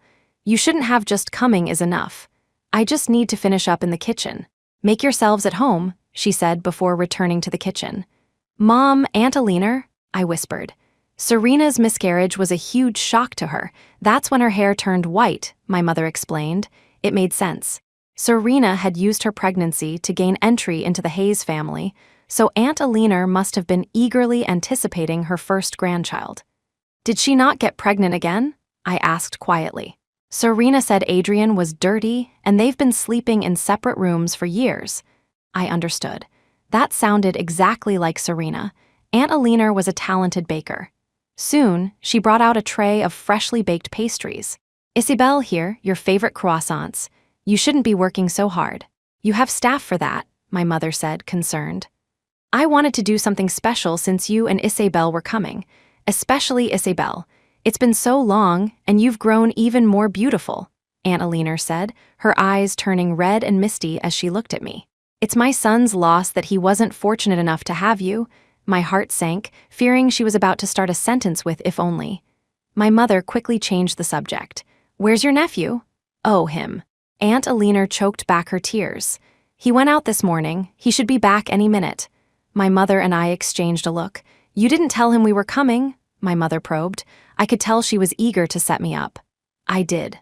He said he hadn't prepared a gift, so he went out to buy one." My mother raised her eyebrows at me, clearly pleased. I didn't pay it much mind. The sound of a car engine came from the courtyard. "He's back," Annalena said, a smile spreading across her face. I followed her gaze to the door. It was him, the boy from the record store 4 years ago. "This is my nephew, Leo Donovan," Aunt Alina introduced. "And this is the young lady I was telling you about, Isabel Croft." I smiled and extended my hand. "Hello, we meet again." Though we had only met once, he had left a good impression on me. I still remembered him saying, "That CD belongs to her." "You've met?" my mother asked, tugging at my sleeve in surprise. "We met once 4 years ago at a record store," Leo explained, his voice gentle as he met Aunt Alina's equally surprised gaze. His voice was pleasant, deep, yet magnetic. "Leo Donovan," he said, shaking my hand when he saw I hadn't retracted it. "Well, since you two already know each other, that's great. You can chat," my mother said, pulling Aunt Alina toward the kitchen. "Come on, I haven't learned any new baking tricks from you in ages. Maybe you can teach me something I can make for my future grandson." My cheeks flushed. We hadn't even started, and my mother was already thinking about grandchildren. "Parents are all like that. You get used to it," Leo said, trying to comfort me. I managed a faint smile. "Yes, I suppose so. It was a universal parental trait. By the way, I bought this on the spur of the moment. Would you like to see it?" he asked, rubbing his hands together as I sat back down on the sofa. On the coffee table was a bottle of Herm's perfume. It was moderately priced. "My aunt mentioned you work in a lab, so I thought you might use perfume," he said. Working in a lab often left a lingering chemical smell. I disliked bringing it home, so I always spritzed on some perfume after changing out of my lab coat. "Thank you, that's very thoughtful," I replied calmly. After that, neither of us spoke. The silence was a bit awkward. My mother, seeing this from the kitchen, came out to liven things up. Come, try some of these. Your Aunt Alina just took them out of the oven." There were 2 pork floss buns, 3 small cupcakes, and 2 fresh croissants. I had a particular fondness for croissants, probably because my name, Isabel, sounded a bit like croissant. "I heard from your aunt that you're also a skilled baker," my mother said to Leo. "I learned everything I know from my aunt," he replied. "That's perfect. My Isabel has been wanting to learn. You can teach her sometime. Your aunt isn't in the best of health, and I don't want to trouble her," my mother said, nudging me. I was sitting in a single armchair and had to get up and move to the sofa opposite Leo. My mother shot me a "you're hopeless" look. "If Miss Croft doesn't mind, I'd be happy to teach her," Leo said, his voice warm. "The pleasure would be all mine, Mr. Donovan," I replied, my tone polite and distant. "You're free next week. Why don't you go learn some baking? You can make some for your father and me. You can't cook, but baking shouldn't be too hard for you," my mother said, completely throwing me under the bus. The truth was, it wasn't that I couldn't cook. My mother just never let me. afraid I'd get burned by hot oil. I had never told her that after 4 years abroad, I had become quite a proficient cook. Baking was even easier. Okay, I agreed. I knew if I didn't, I wouldn't hear the end of it for the next 2 weeks. The rest of the conversation was my mother interrogating Leo about his education, his job, and everything in between. Leo Donovan had a degree in business administration. His parents had left him a small fortune, which Aunt Alina had managed for him until he graduated. This included a 12% stake in the Hayes Corporation. He had since started his own company, which was doing well. On the way home, I asked my mother, "Why does Leo have shares in the Hayes Corporation?" "The Hayes Corporation was originally my aunt's family's business," she said. "I see." It made sense that Leo, as her nephew, would inherit shares from his parents. "But why did it end up in Richard's hands?" I asked. "It should have gone to Aunt Alina's brother or nephew." "Was it after Leo's parents died?" She nodded. "Your Uncle Richard has managed the company well over the years, and it's been growing steadily, so he secured his position." Chapter 14. The Hayes family's past. "When Leo's parents passed away, I was pregnant with you," my mother said, taking my hand. "I never mentioned it, so it's normal that you don't know. Leo is 2 years older than you, but he started school late because he was often sick as a child. You said you saw him near the university 4 years ago. He was about to graduate then, just like you. But I remember he went abroad around that time," I said. "Serena had even bought him a CD as a going-away present. He came back early because his aunt had a nervous breakdown." After my mother's explanation, everything started to make sense. Serena had been living with Adrian at the time, so she would have met Leo. And that CD had ended up being paid for by Adrian. My mother, somehow, got Leo's number and started playing matchmaker. "Isabel, Leo said he's free tomorrow. You can't just stay cooped up in your study all the time. You have plenty of time for experiments when you're abroad. Now that you're home, you need to think about your future. Your father and I are getting old. We don't want to pass away without seeing a grandchild." I shut down my computer and went out of my room. My mother was rushing up the stairs, looking ready to lecture me. "Since you're ready, let's go downstairs," she said, her anger dissipating when she saw I was dressed to go out. I had just reached the living room when a tall figure walked in. "Leo." No wonder my mother had been in such a hurry. "Your mother was worried you weren't familiar with the roads after being away for so long," he said. In other words, he was my driver and baking instructor for the day. "Thank you, then. I'll be in your care," I said, my voice soft as I adjusted the bag in my hand. "At Leo's Pastries." "It's my nickname," Leo said, noticing me looking at the shop's sign after he parked the car. "I figured. I have a nickname too, it's Sunny. My dad used to call me his little sunshine, but my mom thought it was cheesy and shortened it," I said, reminiscing. "After I started elementary school, I was afraid my classmates would make fun of me, so I made my parents stop." The bakery was small but well-equipped. "Are there no other employees?" "I only open it occasionally when I want to be alone," he explained. "That's nice. When I was abroad, I would also want to be alone when I got tired of experiments, but I usually chose to hide out in a quiet library." "Compared to me, your way of being alone is healthier," I said. At least he could interact with people and make a little extra money. But I recalled seeing him in a baseball jacket that first time. "Besides this, baseball is another hobby of mine," he added. I smiled and nodded. "No wonder you were wearing a baseball jacket back then." A Michael Jackson song began to play. I turned and saw him take out a stack of CDs from a drawer. The stack was filled with Michael Jackson albums. "Is this the last one from the record store back then?" I asked, pulling one out. "Yes," he nodded. "I bought it from Adrian." The last part was an addendum. "It was their going-away present for you. Why didn't you just take it?" "Why waste the money?" I said casually. The CD was less than $1,000, but Serena and Adrian had driven the price up to over $10,000. "I bought it at the original price," he replied. I raised an eyebrow, skeptical. I had seen Adrian's sour face from across the street. "Less than $1,000?" I asked again. "Yes, the extra cost was for his pride, not mine. I didn't see any reason to pay for it." As he spoke, he cracked an egg, his long, slender fingers expertly separating the yolk from the white. I sat on a high stool, my chin resting in my hand, watching him intently. I had to admit, Leo's hands were very aesthetically pleasing. "Your turn," he said, placing a tray in front of me. "Brush the oil on." "Do you know how?" I snapped back to reality and saw the unbaked croissants. I nodded numbly and began brushing them with oil. "Aren't you supposed to be teaching me how to bake?" This felt like minimal participation. "Do you really want to learn?" he asked in a low voice. After brushing the oil, I put the croissants in the oven, skillfully set the temperature, and moved to his side. I took the cake base from him and began to work on it. He leaned against the counter, watching me. "It seems this teacher is out of a job." I smiled faintly. "The food abroad is terrible." "Yes, it is," he agreed, "so you have to learn to fend for yourself." "The food over there is just so bland," I added. After 4 years abroad, if I hadn't learned to cook, I would have starved. When I first came back, my aunt joked that I looked like I had escaped from a refugee camp, he recalled. I calculated in my head. He had probably gone abroad about 6 months before me. Serena had her miscarriage less than a year after I left. Leo had been abroad for over a year before coming back. Ding, the oven timer went off. Leo took out the pastries to cool.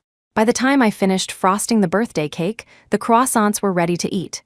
"Try one," he said, handing one to me. I took a bite. It was perfectly crispy. Delicious. It was even better than Aunt Alina's. "With your skills, it's a shame you haven't opened more bakeries." He smiled gently. "Juice or coffee?" "Coffee, please." I was worried about a carb crash and coffee would help. I sat by the window, eating my croissant as he brought me my coffee.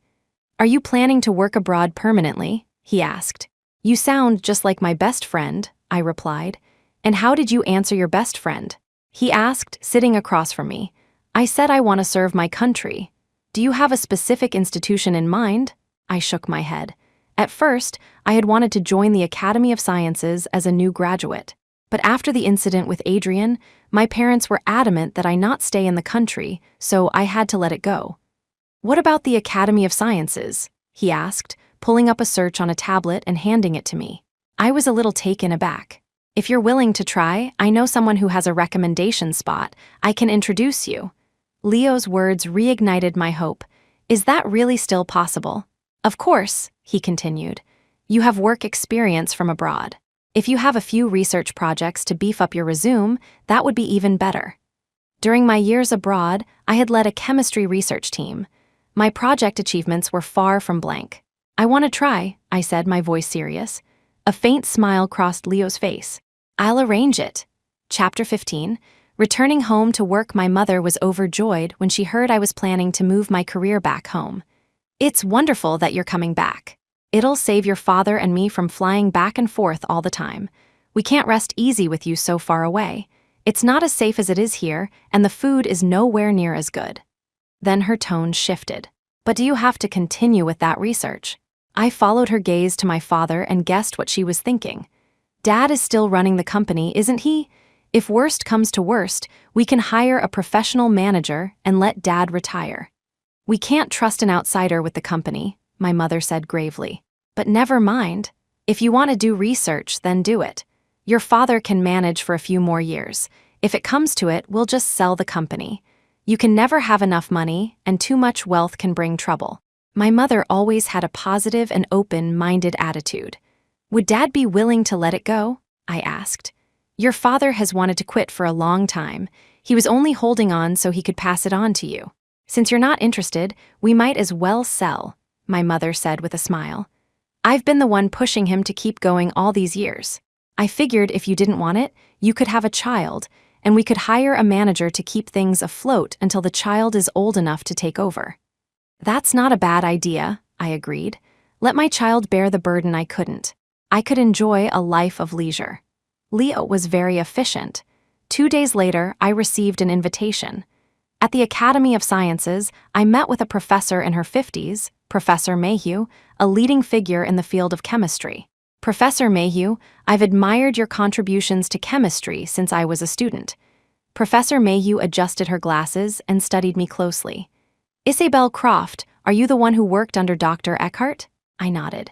"Yes." She pulled out a photo from an album. "This is me." The photo was taken abroad during a research project I had led. I was standing right next to Dr. Eckhart. "Dr. Eckhart is my junior," she explained. I was stunned. I never would have guessed there was a connection like this across the ocean. Professor Mayhew also studied abroad when she was younger.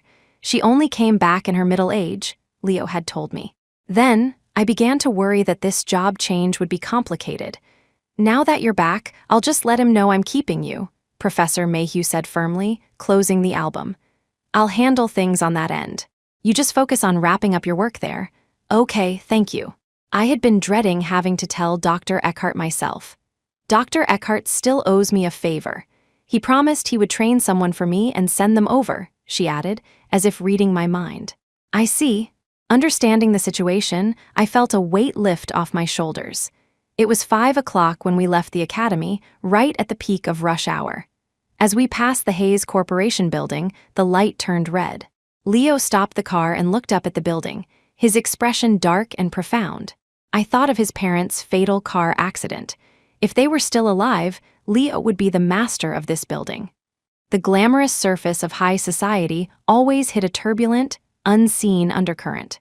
Beep, beep, beep, the light turned green and a car behind us honked. Leo started the car and drove away.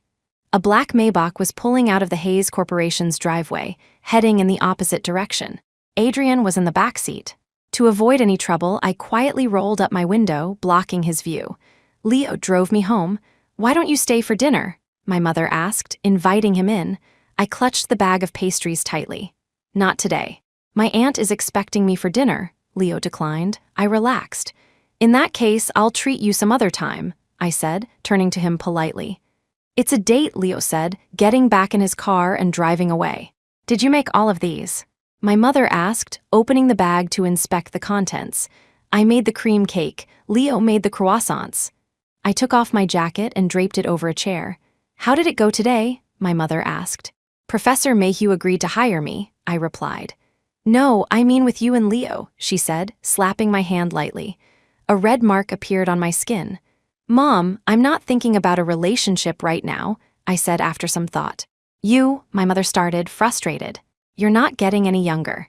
You should get married and have children soon, while we're still able to help you take care of them. You're going to worry me to death. She stood up and stormed off to her room. After that day, I didn't see Leo again. My mother also stopped nagging me about going on dates. Life seemed to have returned to normal.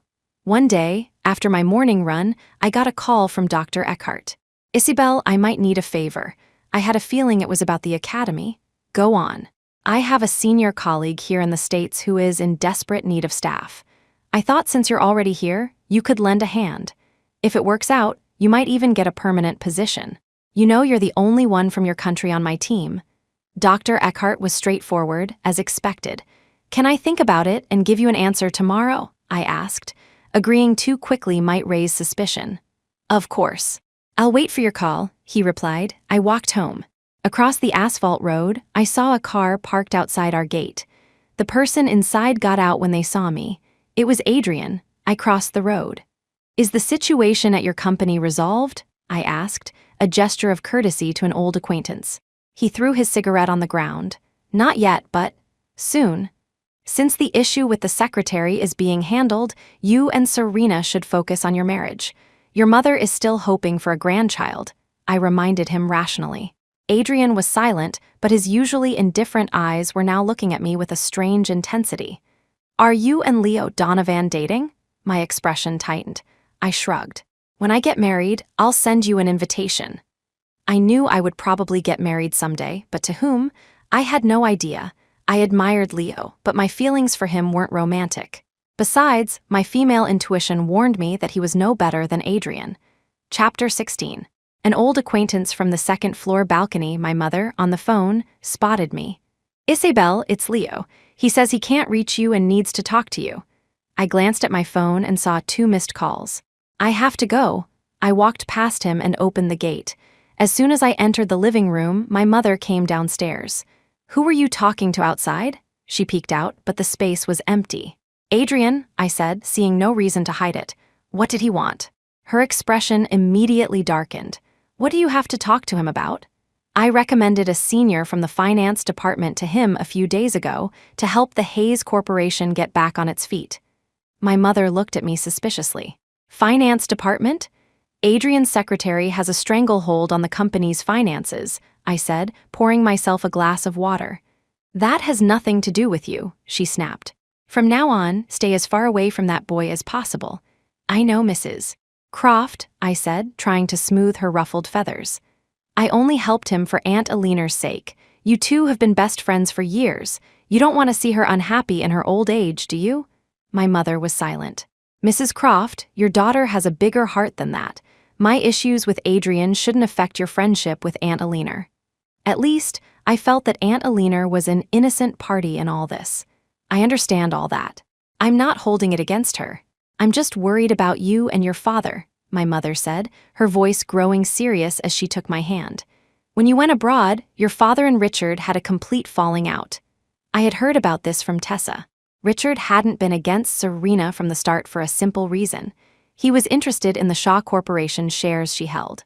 Her mother had left them to her in her will, with the condition that she could only inherit them upon marriage. The Shaw Corporation had been on par with our family's company in recent years. Richard probably thought that between me and Serena would be easier to control, just as Adrian had initially misjudged her. Furthermore, Serena's relationship with her father was strained, making a power struggle within the Shaw family a real possibility. Serena needed an ally, and the Hayes Corporation was her best bet. In turn, Serena could be a tool for them. Looking back, Richard's original plan was likely to use Serena to take over the Shaw Corporation. Unfortunately for him, Serena was not as weak as she seemed. Mom, it's all in the past. We shouldn't be petty. It was right for Dad to stand up to Richard. As for me and Adrian, I have to consider Aunt Alina's feelings, which means I'm considering yours. That's a nice way of putting it, she said, her anger subsiding. Oh, I got sidetracked. Leo wants you to call him back, my mother reminded me. All right, I'll call him now. I fumbled for my phone, only to realize I had left my purse on the counter. Use mine, my mother said, handing me her phone. The message was clear, call him in front of her so I couldn't put it off. I called Leo. My mom said you were looking for me. I could hear clattering on the other end. If you're busy, I can call back later. No, I just dropped a fruit platter, Leo explained quickly. I just wanted to let you know that Professor Mayhew has contacted Dr. Eckhart. Yes, I know, Dr. Eckhart called me this morning. Oh, I see, that's good then. I don't have anything else to say. Leo's voice trailed off. I'll treat you to dinner after I've transferred, I said, feeling my mother's intense gaze on me. Okay, it's a date, Leo's voice brightened. I hung up and handed the phone back. Are you satisfied, Mrs. Croft? My mother took the phone and gave me a look. Leo is a good man. I've asked around. He has a clean record and has never had a girlfriend. When you were setting me up with Adrian, he didn't have a girlfriend either, I said, cracking open a pistachio. Leo is not like Adrian, my mother insisted, her tone leaving no room for argument. I chose to remain silent. Don't ignore what I'm saying. Leo's parents were good people. His character won't be bad. Mom, who are you implying has bad character? I paused, raising an eyebrow at her. Children shouldn't ask so many questions. This time, I won't lead you astray, she said, frowning. She then turned and went upstairs without another word.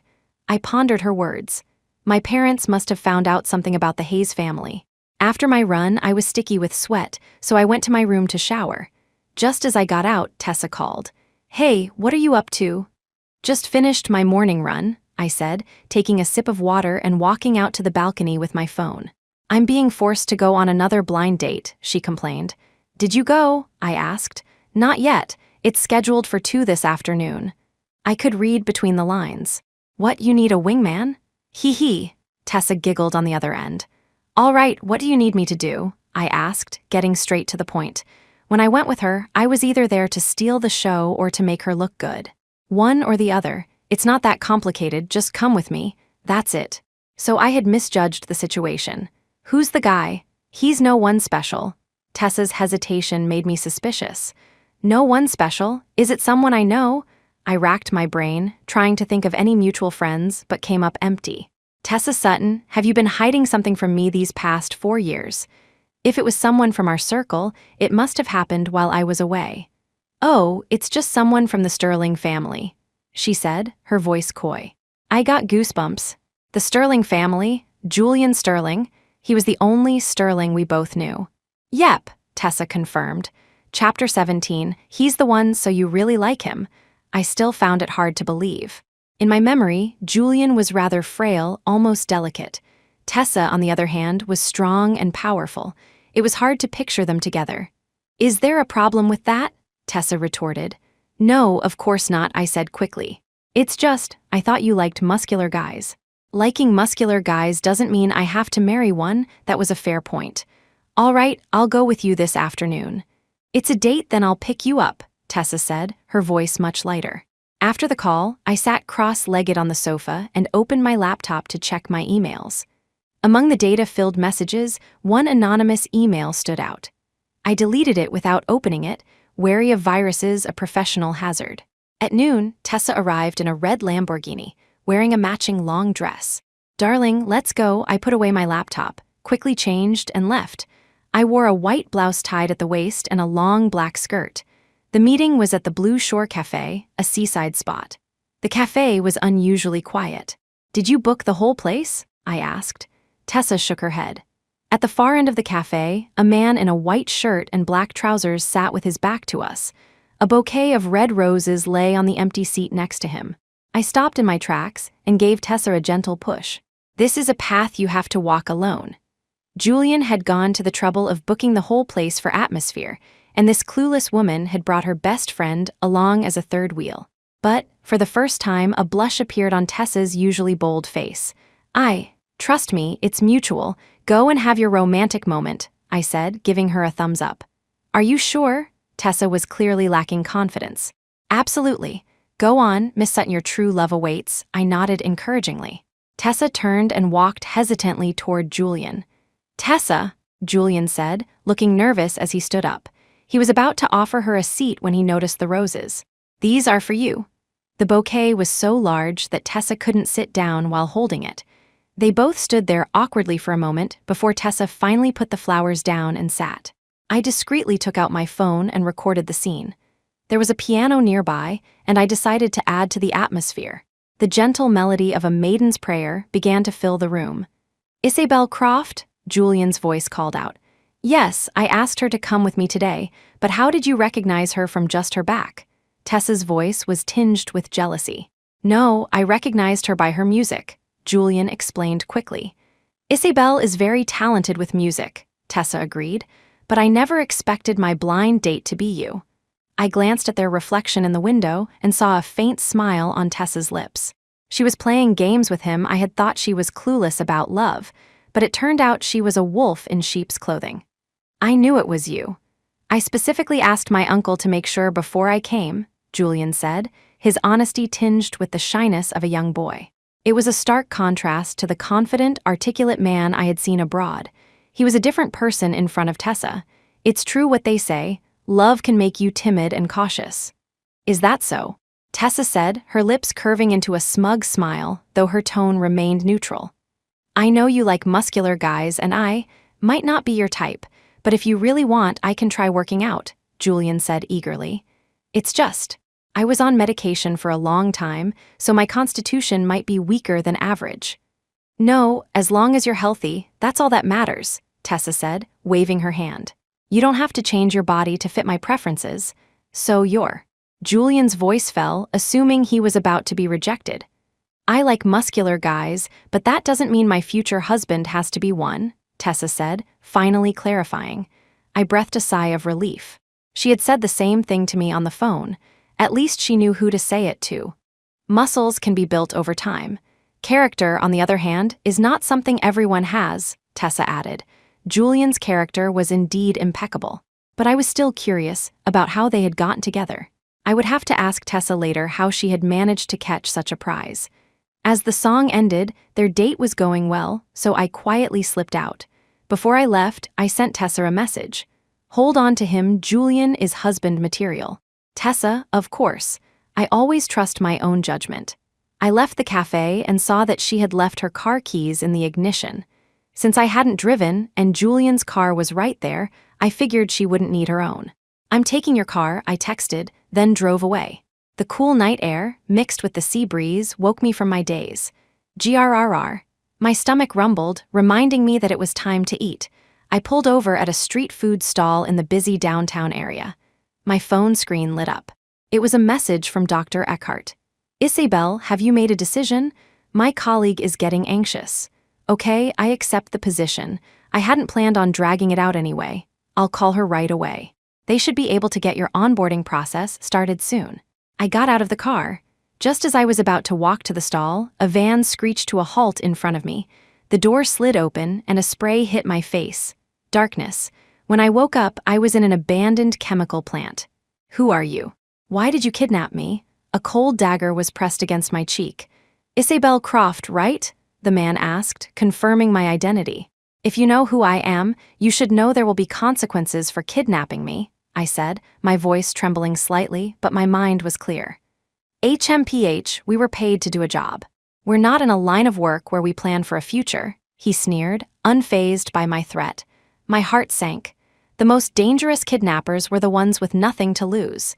He seemed to read my mind. Scared, you have to at least tell me why you kidnapped me. To kill me, for money, or to threaten someone. My mind raced, considering all the possibilities. No comment. I suggest you save your energy, he said, stuffing a gag in my mouth. If they weren't going to kill me and weren't after money, then they were using me to threaten someone. But who? Chapter 18. The kidnapping I had been missing all night. My family would be worried and would have called the police. In a panic, my captors might do something drastic. I had to figure out their motive. MMMPH. So noisy, a bald man eating instant noodles kicked me. Be quiet or you'll regret it. MMMPH, I mumbled, trying to say. I have something to say. I work for the Academy of Sciences. If you hurt me, boss, I think she said something about the Academy of Sciences. A heavy-set man nearby said to the bald one.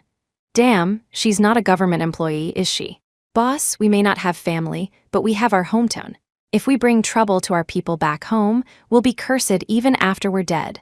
The bald man ripped the gag from my mouth. Are you really from the Academy of Sciences?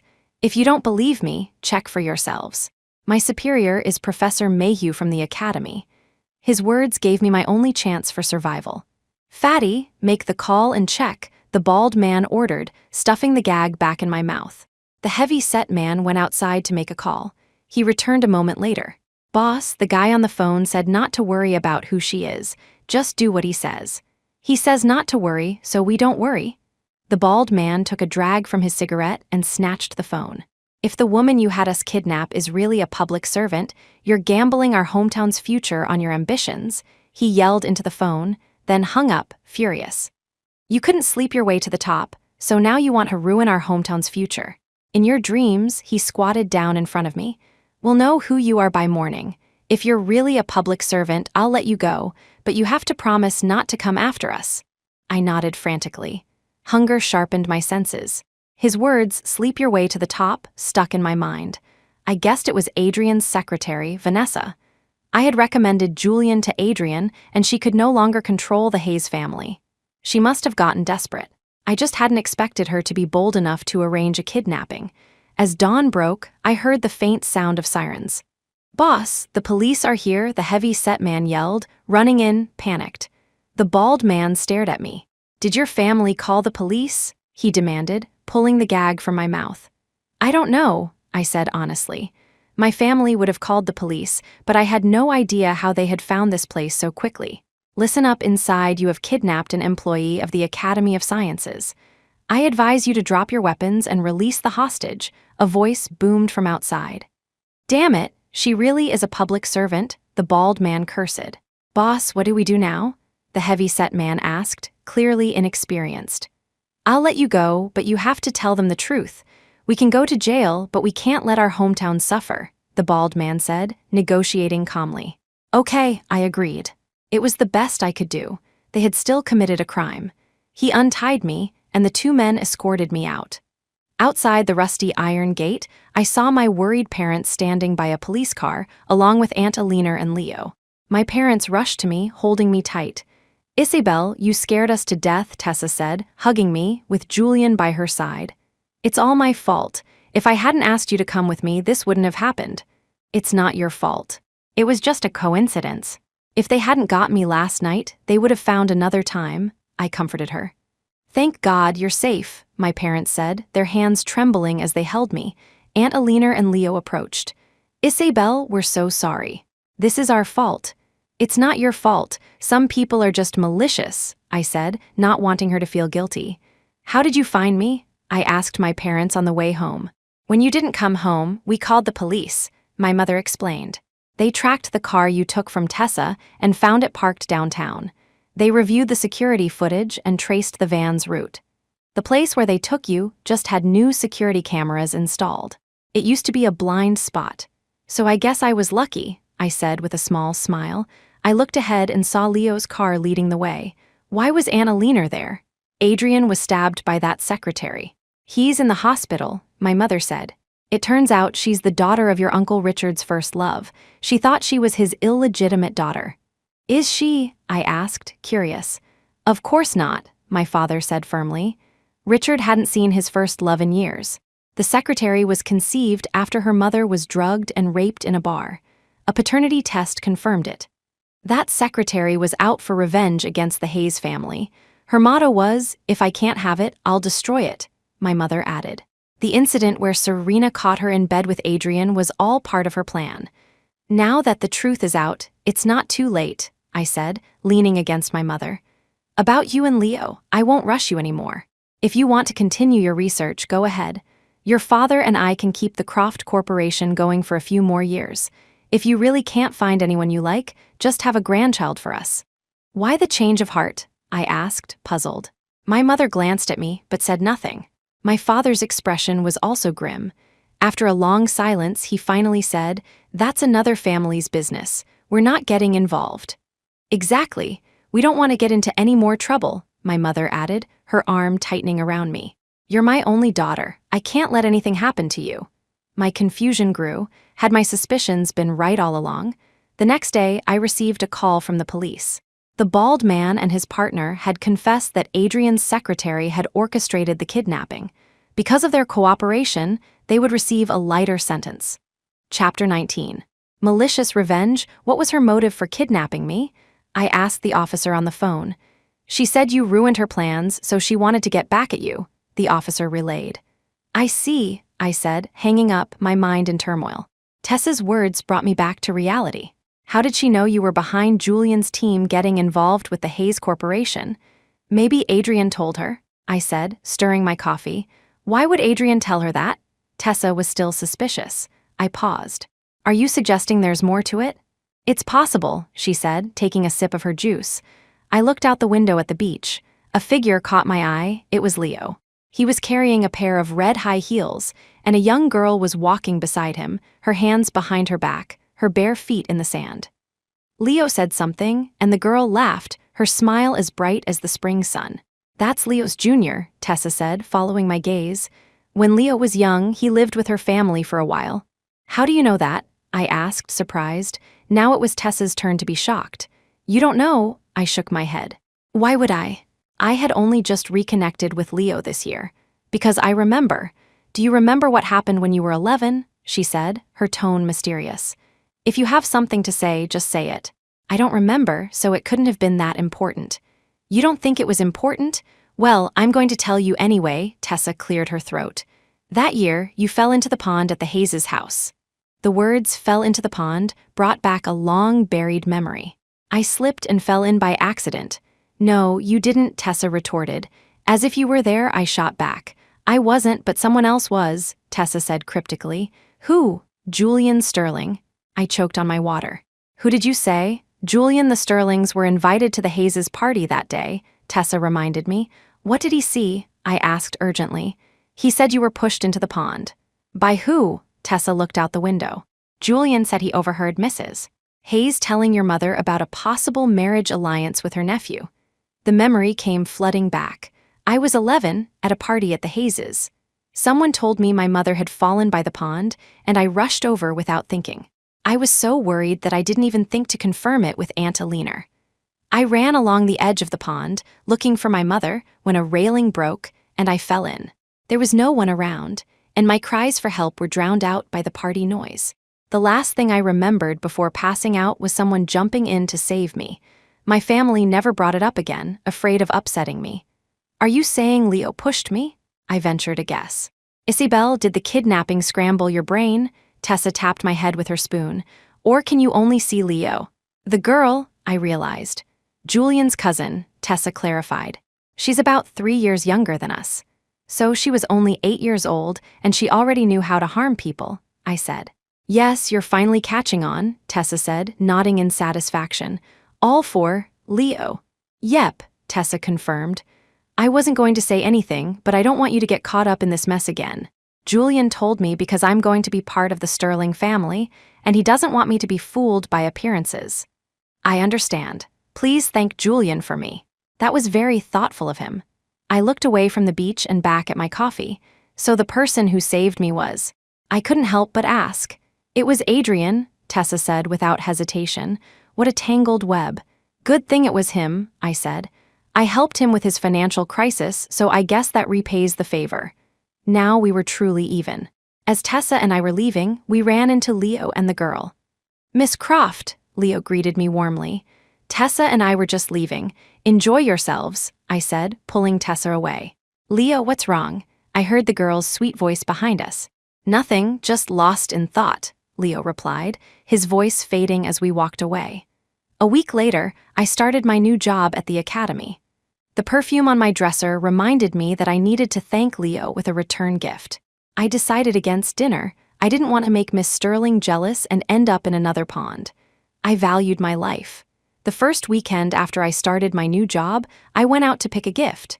I ran into Serena. Isabel, what a coincidence, she said. The exhaustion was gone from her face, but her eyes were still dull. I noticed she was holding a pair of baby shoes. Are you? The word pregnant died on my lips as she said, Today is the anniversary of my baby's death. I'm so sorry. I didn't mean to, I said, my heart aching for her. Thank you for your help with that secretary, she said. I did it for Annalena's sake, I said, picking up a pillow and stroking it. And to repay a debt. Serena looked at me, then smiled. Adrian is insisting on a divorce. I've agreed. I looked up, surprised but understanding. There's more to life than love. It's good that you can see that. I started to walk away. Do you still love Adrian? She asked suddenly. I turned back, a faint smile on my face that didn't reach my eyes. What you like isn't necessarily what I like. A woman's life doesn't have to revolve around a man. Serena, you have a good hand. It all depends on how you play it. With that, I walked away. Chapter 20. A business associate at the luxury goods counter, I stared at the exquisite cufflinks and tie clips, unable to decide. I had only ever bought such things for my father.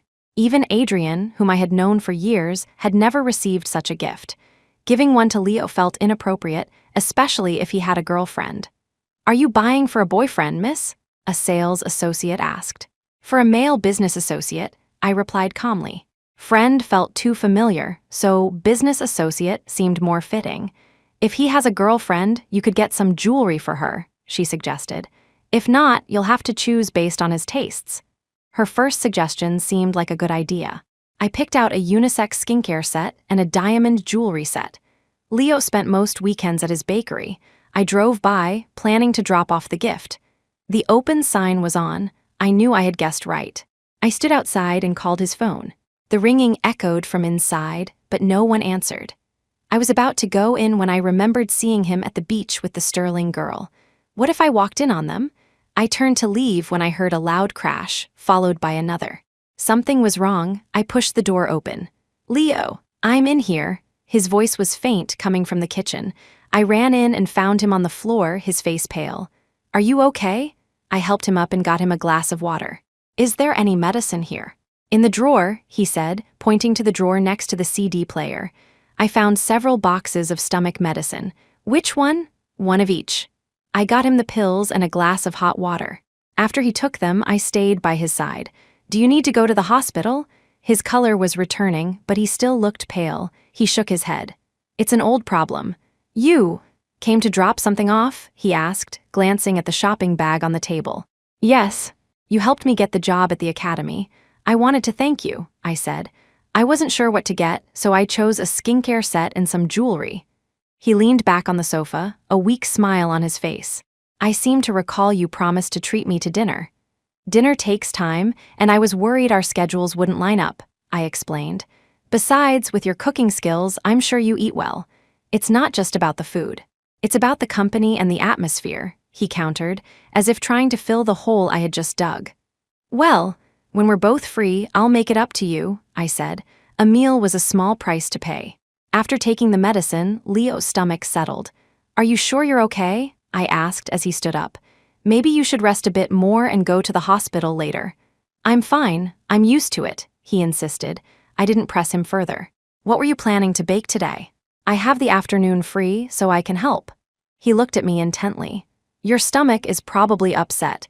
You shouldn't eat greasy food from outside.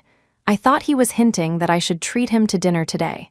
A customer is coming to pick up a birthday cake later, he said. Can I be your assistant? I asked. When he didn't reply, I added, if your stomach acts up again, it would be bad for the customer.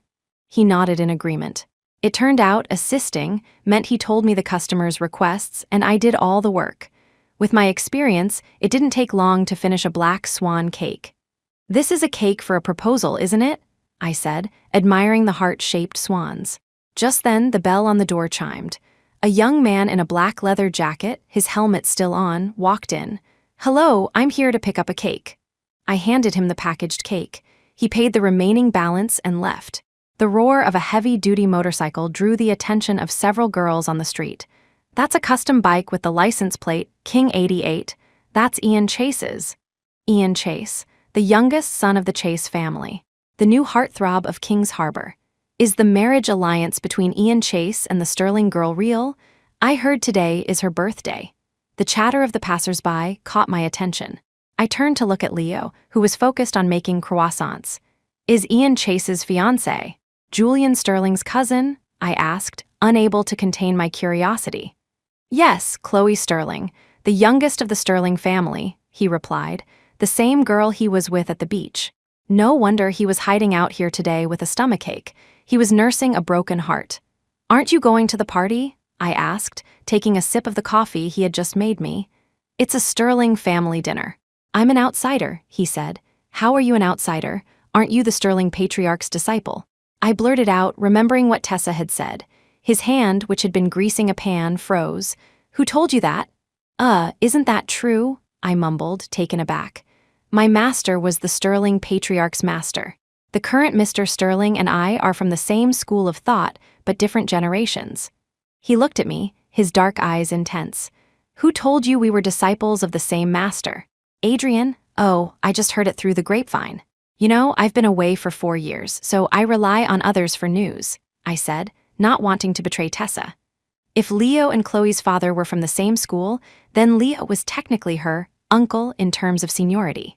A forbidden romance? My mind, influenced by countless novels, immediately went there. Leo, unaware of my thoughts, probably thought I was afraid of offending him. His tone softened. You know how rumors are. They get distorted as they spread, and are rarely true. I nodded vigorously. He was right.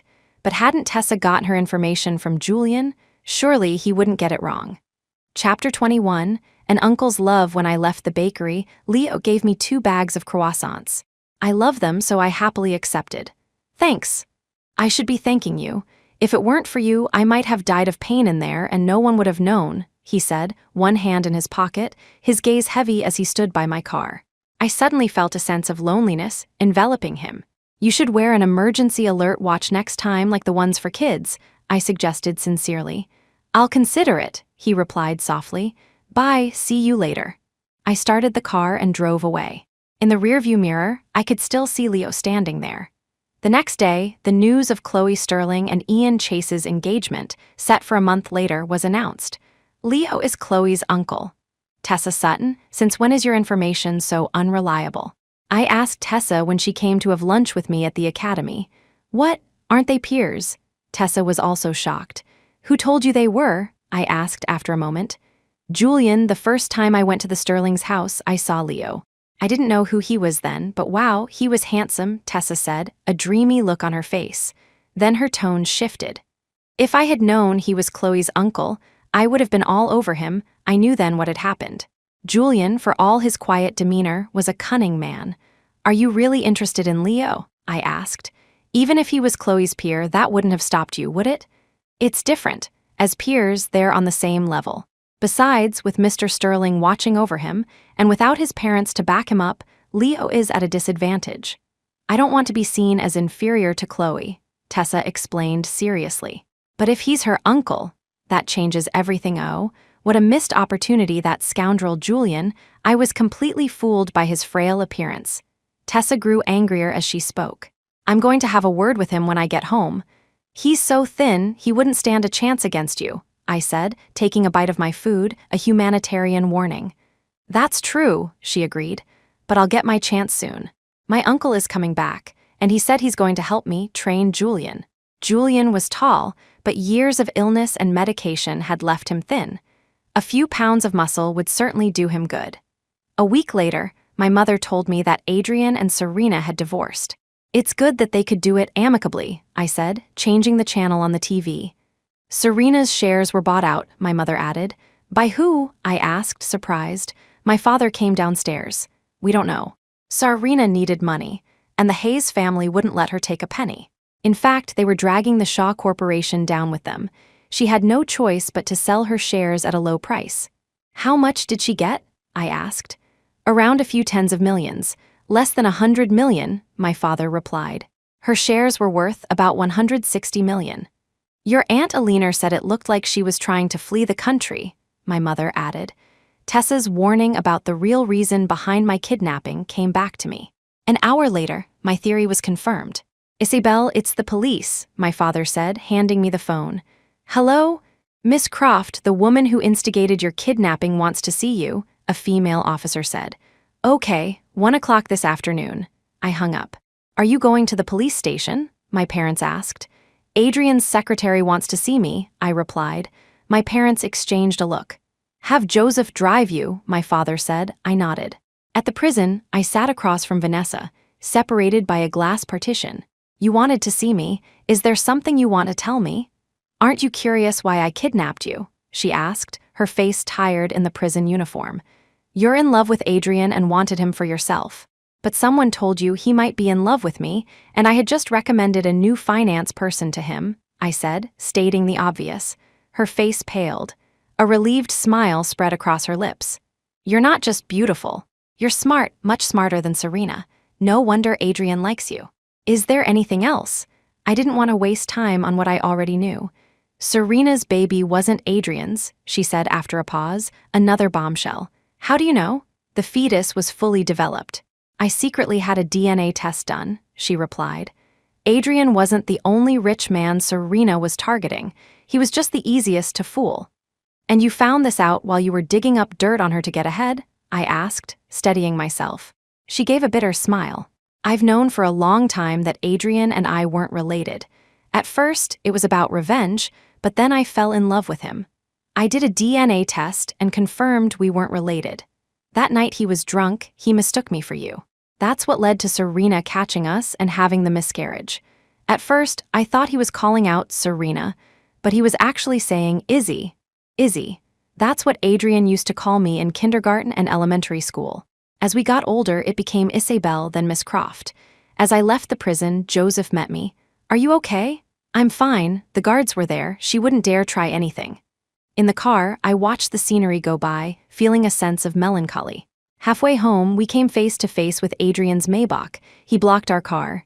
"Miss, should I drive through?" Joseph asked. I shook my head. Adrian got out and walked toward us. "Let's talk," he said from outside the car.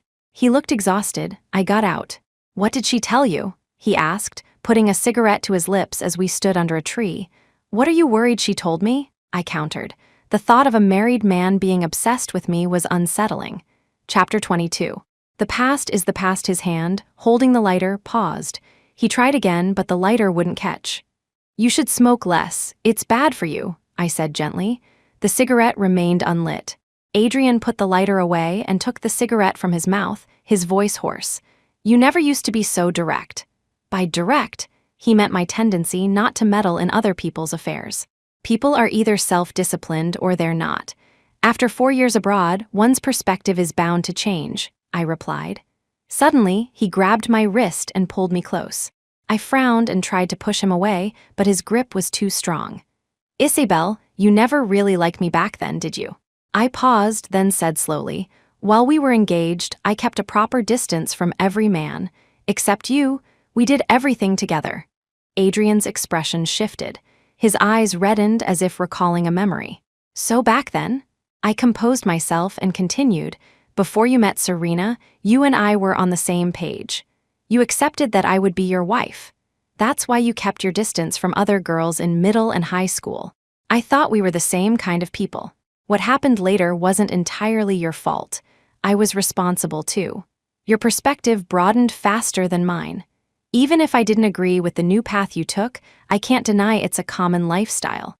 At that time, I couldn't keep up with you. It was natural for you to choose Serena. No, I was the one who didn't stay true, Adrian said, letting go of me, his eyes red. I was the one who went astray. He slowly sank to the ground, burying his face in his hands and sobbing. If I hadn't gotten involved with Serena back then, if I had just followed your lead, I squatted down and placed a hand on his head. Adrian, you have your mother to take care of. You have to walk your own path now. You can't spend your life trying to follow in someone else's footsteps. You have to forge your own way. With that, I stood up and left. As I got in the car, Adrian was still on the ground, looking like a lost child. Joseph, let's go. As the window rolled up, I saw Leo's car driving in the opposite direction.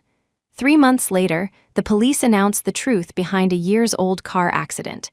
I brought a cup of coffee and a cup of milk tea upstairs. Tessa put a tablet in front of me. Adrian's father was sentenced. I glanced at the screen. Richard Hayes was in a prison uniform, standing in court. The Hayes Corporation is probably going to change hands, she said. I nodded but said nothing. Such things were common in our circles. Tessa took the milk tea from me. Is there really no chance for you and Leo? No chance, I said rationally. Leo had grown up in a harsh environment. His heart was either already taken or forever closed off. I didn't have the power to change that, nor did I see myself as the heroine of a romance novel.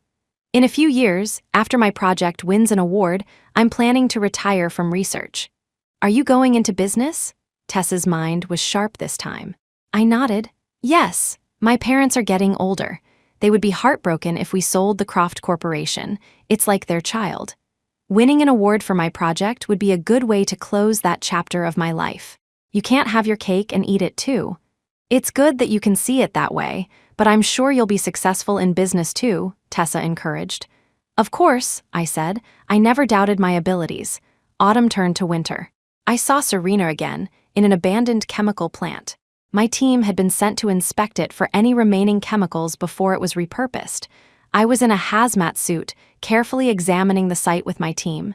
Team Leader Croft, Area 1 is clear. Area 2 is clear. Team Leader, I hear something over here, a team member called from upstairs. I led the team up. There's a noise coming from the east room, he said. I pushed the door open. I could hear someone muttering. Stay away from me, I'll kill you. The figure suddenly stood up, holding a rusty piece of scrap metal, and lunged at me. Look out! A male team member quickly kicked the metal out of her hand. The police officers behind us subdued her. It's a woman. I stepped forward and brushed the hair from her face. Serena, after that day, Serena was placed in a psychiatric hospital. I visited her once. Miss Shaw has multiple injuries and was assaulted, a nurse told me. Has her family visited? I asked. A wealthy-looking woman came once, but Miss Shaw became hysterical when she saw her. The woman never came back, she replied. A wealthy woman? Mrs. Shaw? As I was thinking, I saw Leo. What are you doing here? My aunt asked me to check on her, he said. Did you know about her condition before? I asked. Leo glanced at Serena, who was sitting on the floor, hugging her knees and staring at the sky. I knew a little. It was Mrs. Shaw's doing, he said in a low voice. I didn't ask how he knew. Our circle was small. I was so focused on my research that I was out of the loop. She sold her shares, and Mr. Shaw had already disowned her. Mrs. Shaw was angry and hired people to ambush her on her way out of the country, he added. What about Adrian? I asked. Serena cheated on him and caused his mother's hair to turn white overnight. He has no feelings left for her, Leo explained. After understanding the situation, I didn't stay long. As I was leaving the hospital, I heard him say from behind me, "The Hayes Corporation is still in Adrian's hands.